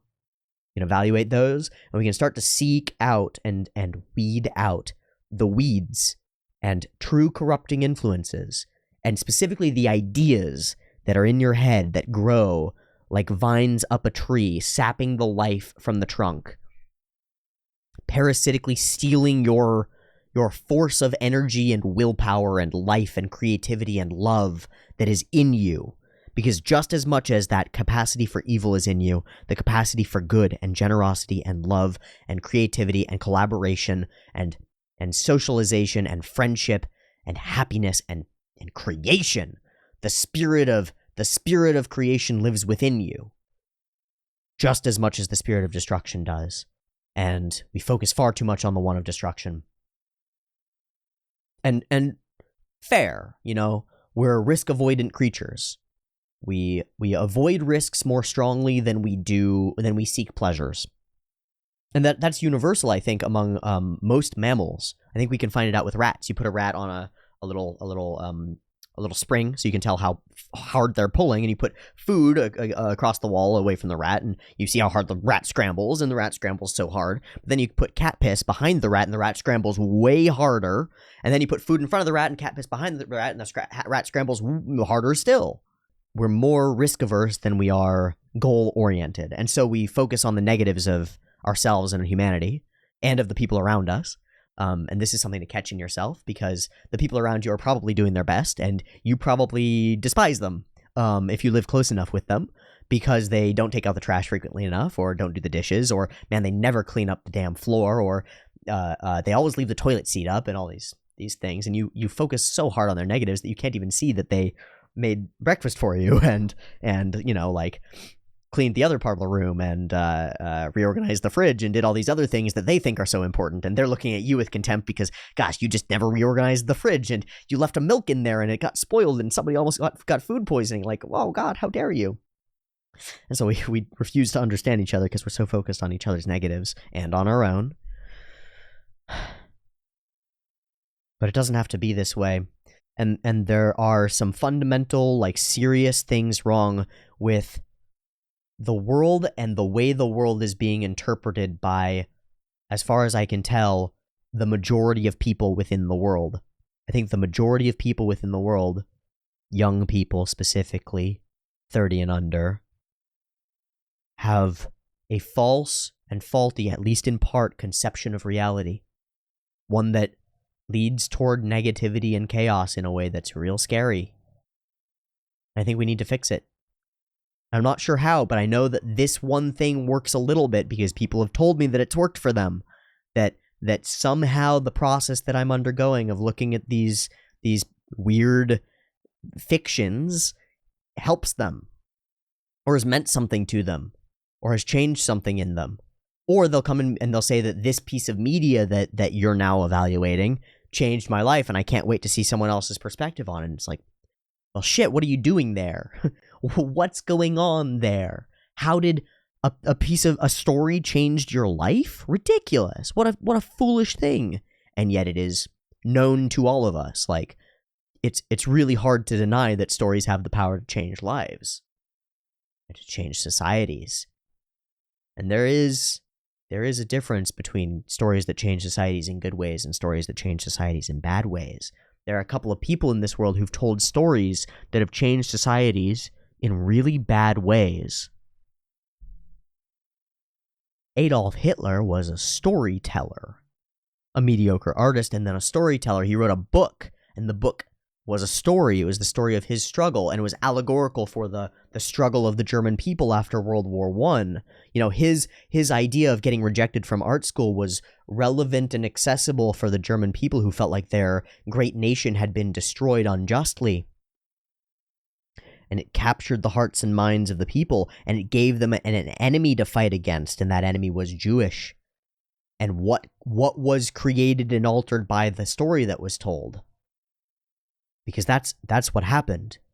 And Hitler, as a compelling speaker and leader, led his people down a path of absolute evil, true malice and destruction from a story.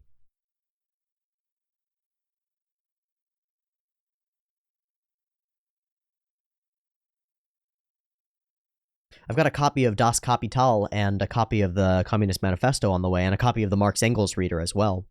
And I'm going to read through them. I'm going to see what kinds of stories they tell about the nature of humanity, because I have a feeling I have not read the core communist texts, and I need to understand them. They're one of the places I least want to look, and I will look there because I must. And I'll read some Zizek too, and I'll read some other philosophers and theorists on the subject, and then I'll read their opposition as well. And I'll try to read the balanced pairs and try to figure out where the truth is in the middle, because I suspect that the truth, the way to a functioning society, is somewhat like the one that we have, just if it weren't as corrupt as it is. It's something like an egalitarian democracy that runs on a mostly but regulated free market economy, but institutes significant social programs to ensure that the baseline of existence for the humans within its care, for the citizens within its reach, is at least livable, right? Like a living ability. Like people should have access to food and water and shelter and stuff, and maybe to the internet, we might argue. You know, if you were looking at the rights of any cell in your body, that might be a good model for the rights of any person in society. Would be the model of the rights of your cells. They have the right to stay alive until they are crushed by the weight of chaos and existence. Seems about right. They have a right to be connected to the cells around them and to be social in some way. Seems right. They have a right to be connected more globally, like via neurons, which let them signal their truth to the world. You know, they should have a way of expressing their feelings and their emotions and their current state to the power structures that be, whether those are governmental or technological. They should be able to say, this isn't working for me, and give like a pain response, and that should be treated with some respect. And, you know, systems that are in place should be sent to that cell to assist if possible, you know? And if the cell goes cancerous and destructive and starts destroying all the cells around it, well, we should have a functional system that comes in and takes that cell and everything around it that's being destroyed and being actively destructive and eliminates it and maybe quarantines it and maybe puts it in a cell or something. And that seems like a relevant and viable thing. And so we need structures of authority and stuff, but we also need blood vessels to carry nutrients and liquids, right? And to carry away waste products, garbage trucks, water systems, electricity. These things should all be basic. The cell doesn't have to necessarily prove its worth to get those things. It's given those things, and because it is given those things, it is capable of showing its worth by doing whatever its job is, whether that's being a member of the military on your skin and protecting you, or a member of the police that are your immune system and protecting you, or whether it's a member of the cells within your eyes or the neurons that interpret things, and those are like the seers and the artists and the thinkers, right?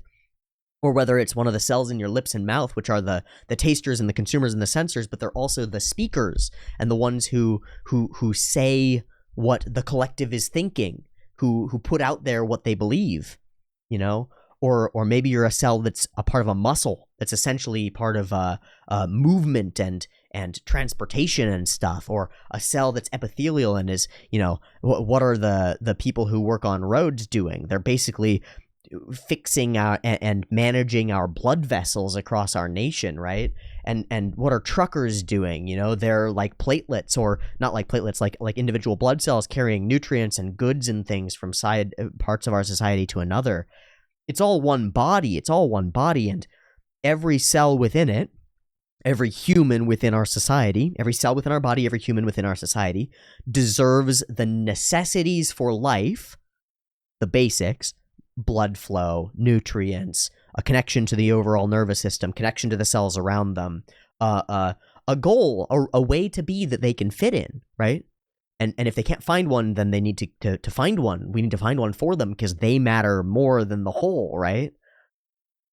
Every human deserves those things. Every cell deserves those things. And only then should we expect them to turn back and contribute to the society, right? Like, imagine if our body was in the same cruel anti-poor, which is not capitalist, it's just anti-poor. There's deep poor hatred in our country and in many countries.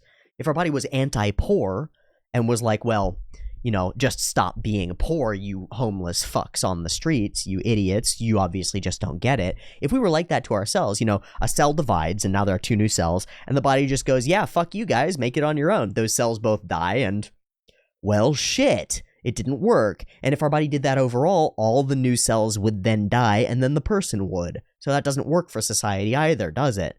And so all the cells need a basic living standard that they are accommodated to, and they need basic health care that is accommodated to them, and all these basic things. And if we view society as a body like that, well, you start to be able to put into place some of the things about the body, right?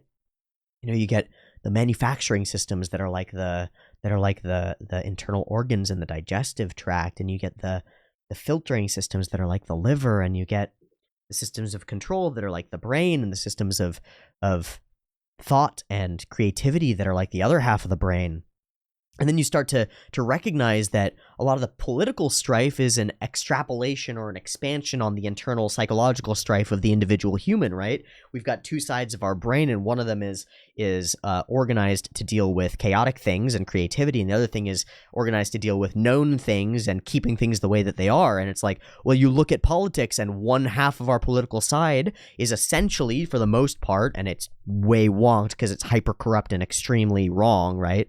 But at root, the sentiment of one political side is keep things the way that they are. That's the meaning of the word conservative. And the root of the other side is make changes when things need to be changed to deal with the unknown and grapple with the unknown, right? You know, a lot of the liberal v conservative fights that are happening right now have to deal with sort of unknown quantities, right? It's like convincing people that trans people are people, you know, because that's sort of like a new thing. I know that it's not a new thing, but to a lot of the conservative folks, they've never met a trans person or even a person who didn't like fit a clear gender role. Like they've only met men who acted like men, women who acted like women, and maybe, you know, if you're in the Deep South, maybe you've met one gay man ever, and you were probably told that he was evil. Like, that's new content to you. And the liberal side is saying, no, we need to integrate this new stuff, guys. We need to integrate this new stuff. These people are a useful part of our society. They could be part of our body. They could be something that we don't know. They could be an organ that we don't have yet. They could have something useful that we don't know yet, right? Just like a cell taking in a new organelle, right? And being like, well, I didn't have a mitochondria before, and now I do. And would you look at that? It works. But the job, and it is the job, and it's not good, but it is the job of the conservative side, is to say, whoa, no, that's new and scary, and we don't know what to do with it, and to ask all the questions like, well, but can we really trust them to do? And they're all stupid questions, right? Because at fundament, it's like, well, people are people, so of course they deserve basic human rights and liberties, right? Like, duh. You know, it's the same thing with people of different colors, people in white society, white racist society, were like, whoa, that's a new thing to let these other people into our society. Whoa, what's that gonna do to us? And they were wrong. They were wrong, right? But at base, that's the way that we are. That's the way that humans are. You see something new, you freeze, and you treat it like an enemy, like a snake, like a monster, like evil. So all this conflict is like a spiraling out of our internal struggles. At least that's how I'm envisioning it, because I really envision society as a fractal of the individual, and the individual is a fractal of society. And I have this sort of globalist, techno-transhumanist, semi-collectivist, but I'm strongly for the individual. Like, I believe in collective systems and collective solutions to problems that are bigger than the individual, but those collective solutions have to incorporate the individual, otherwise we fall apart. Like we don't like being treated like autonomous drones. Our society is not going to work like bees, but we can learn a lot from bees. We can learn a lot from ants because they're really efficient, and they're really good at working as a whole, and they're really good at making sure that all the children of the hive survive to, or most of them survive to the point where they can become contributing workers. And they do that through some distribution and collectivism of wealth, right? Like, individual bees don't have wealth. They put it all into the hive, and the hive owns it all. But that's not how individual humans are. So we need some balance between that. And that's kind of like, some things should be collective systems, right? The care of children and education of children should be somewhat collectivized, and the ability to feed the masses should be somewhat collectivized, and the ability to get running water and basic nutrients and connection and stuff should be somewhat collectivized. And then there should be the availability for the individual to determine their own path once they're set up in a world where they're not in constant fear of death. Because again, when you're starving or you're in constant fear of death, your ability to create, your ability to look toward even a positive future goes out the window. And your willingness to destroy and cause chaos goes way up. We're in this constant clash as our whole system gets connected to each other, and we find out just how different everybody is. everything is novel all the time. Everything is new territory all the time. And so the conservatives lock themselves up behind their walls because they're terrified of everything, and they're cowards. They're cowards, to be fair. But the more liberally minded, more open individuals go hell bent into the chaos and embrace it completely, and that might not be the way either. There's a reason that we're divided into those two parts and that they balance each other, right? And maybe they're out of balance, and maybe they're out of balance in both ways, in infinite ways, because of deep underlying corruption, and I don't know the solutions to that. But I think I do know the solution to ensuring that you, no matter how chaotic the world outside you seems, are capable of parsing some of it and determining what you should do. And if we can get a couple million people who would have been not doing what they should do to be doing what they should do, I think that will save the world. I think it will actively save the world, because the thing that each of you should be doing is being good to everyone around you in a way that convinces them to do the thing that they should be doing and be good to everyone around them too. And that ripple effect is fractal, right? It's you change one thing and everything goes whoop. It's like when you put a Go piece, a black-white Go piece onto a board that's all black pieces. You put the white piece down and the whole thing goes and it all flips, right? Well, we can do that. All that has to happen is you have to change. All that has to happen is that you have to change your direction, your alignment from the darkness to the light. Step out into the light of truth. Embrace your fellow humans. Love each other. And if you see somebody in your immediate vicinity acting erratically, your initial response is going to be, that's the unknown, that's scary, I need to stay away from it.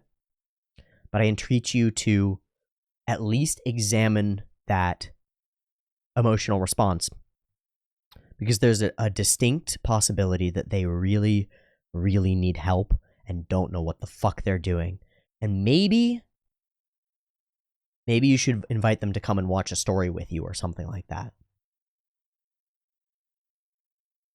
Because I don't know of anything that's more capable of causing someone to change than sitting and maybe sharing a meal with somebody who they can deal with being around. I won't even say like, but someone who they can deal with being around, and both together simultaneously observing a powerful piece of media like Gurren Lagann, or a piece of media like Kill la Kill, or a piece of media like Redline, or one of the Busters, or hell, a piece of media like Naruto, or maybe, and I don't know yet, a piece of media like Jujutsu Kaisen, but certainly a piece of media like Demon Slayer.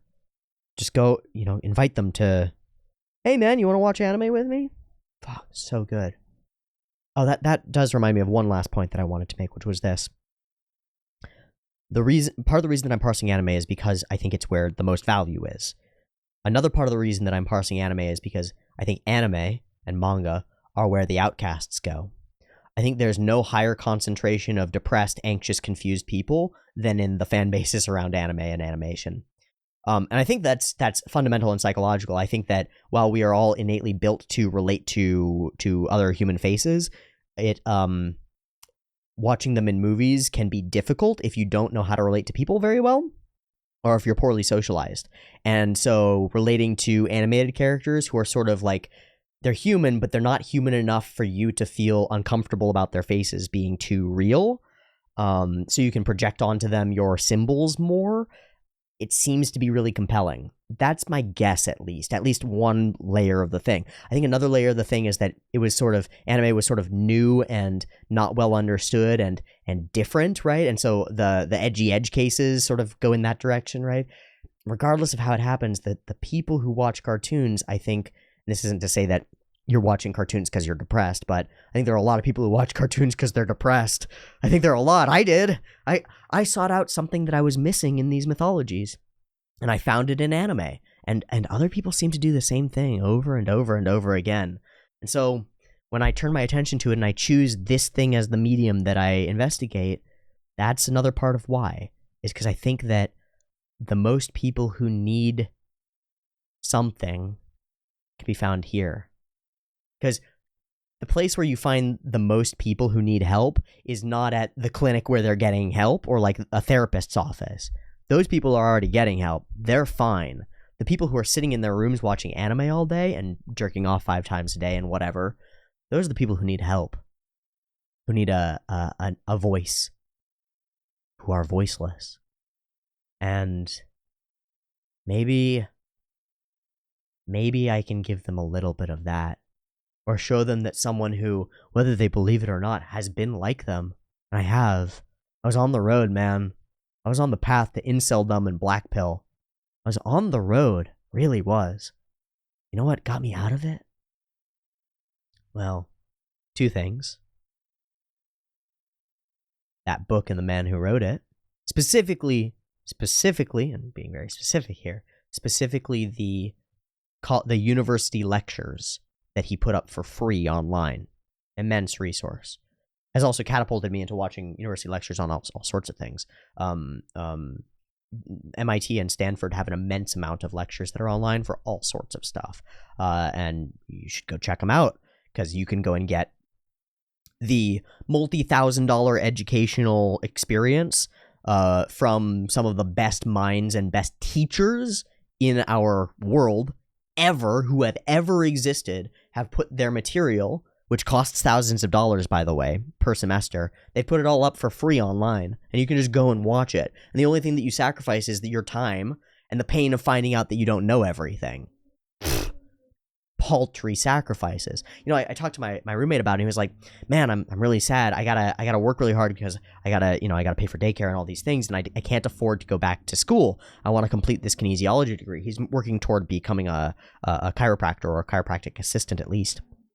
I want to finish my kinesiology degree, and I gave him sort of a weird look. I was like, "And you need to go to school for that?" And he was like, "Yeah, you need to go to school for that. You need a degree." And I was like, "Okay, do you actually need to go to school and get a degree, or can you just test for a certification?" He's like, "I don't know." So he looked it up. Turns out you can test for a certification whether you've graduated or not. It's highly recommended. Like taking the bar without going to law school. It's like your likelihood is low, but it's not that low.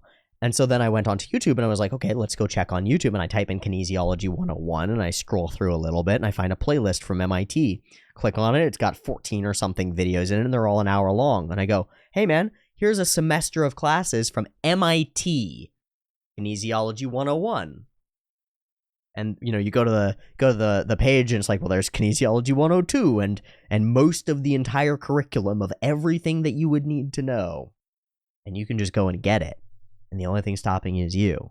That's magic. Like, the world is so open to you that it feels like it's closed. It feels so chaotic and insane. You've got so many options and so many opportunities that the ability to choose what to do seems impossible. And that's the point. Again, the stories are the things that put that into alignment, because they tell you what goals are worth searching and how to move toward them. And once you have those in place, you can ignore most of the world because it's irrelevant to your goals. That's awesome. It's amazing. It's the best thing that you could ask for, because it eliminates confusion completely. Completely and amazingly. So let's wrap. This video is too long anyway, but I think it's been extremely valuable. I think it's been worthwhile, and I hope that there are criticisms forthcoming of my statements in this video, and I'm fine with them. I'll warn you that before you criticize what I have said, you should think it over and ensure, at the very least, that you are criticizing what I have actually said and not what you think I was going to say. Because a lot of people over the past few weeks have criticized me for what they assume I believe. I say I believe A, and A came from this person, and they assume, well, that means that you believe everything that that person has ever said, and you believe everything that anyone who's ever associated themselves with that person has ever said, and you believe everything that anyone who's ever believed in anything that that person has ever said has said. And none of those things are true. I believe in that book and certain other elements of things said by a particular person. I don't even believe in the person. He's just a person, right? He's like a speck. An ephemeral blip in the world. But his book isn't ephemeral. The book helped me make sense of the world. It gave me the ability, to some extent, to put stories into an alignment that becomes useful, that has utility. So before you argue against me, just make sure that you're arguing against what I've said, and I'm happy to back down from it if I am shown to be incorrect, or if my assumptions are wrong. I'd love to be proven wrong. But here's an assumption that I will not stand for being questioned. Being is good. Being is worthwhile. If you argue that against me, I cannot have you around. Bye. Bye. And you might be the person who needs my help the most, but you're going to cause more harm than good. Now, if you can say, I think being is bad, but I'm willing to admit that I might be wrong, then we can talk, man. We can talk, and I can work to convince you. And you can work to convince me if you want. You can try. But I've got my ducks in a row. I've got my reasons for believing what I do, and I've examined them pretty carefully over the course of a couple of years. And I've based them on a lot of reading, and a lot of thoughts of people who are much better thinkers than I am. Great philosophers, great scientists, great politicians even. Although that one's almost an oxymoron in some ways. And so if you don't come at these ideas with some of the same respect for the fact that we're talking about the fundamental reality of our existence, then I don't know if we're going to be able to communicate. And I'd like to be able to communicate. Just take care before you argue something. And I'll bring up I'll end this with a section from the Tao again. If you want to become whole, first let yourself become broken. If you want to become straight, first let yourself become twisted. If you want to become full, first let yourself become empty. If you want to become new, first let yourself become old. Those whose desires are few gets them. Those whose desires are great go astray. For this reason, the Master embraces the Tao as an example for the world to follow. Because she isn't self-centered, people can see the light in her. Because she does not boast of herself, she becomes a shining example. Because she does not glorify herself, she becomes a person of merit. Because she wants nothing from the world cannot overcome her. When the ancient masters said, if you want to become whole, then first let yourself be broken, they weren't using empty words. All who do this will be made complete. Let yourself be broken. And if you already are, if you're already broken, then take a little bit of solace in knowing that you're already on your way. Thank you for watching. I'll see you tomorrow. Peace, and I mean it.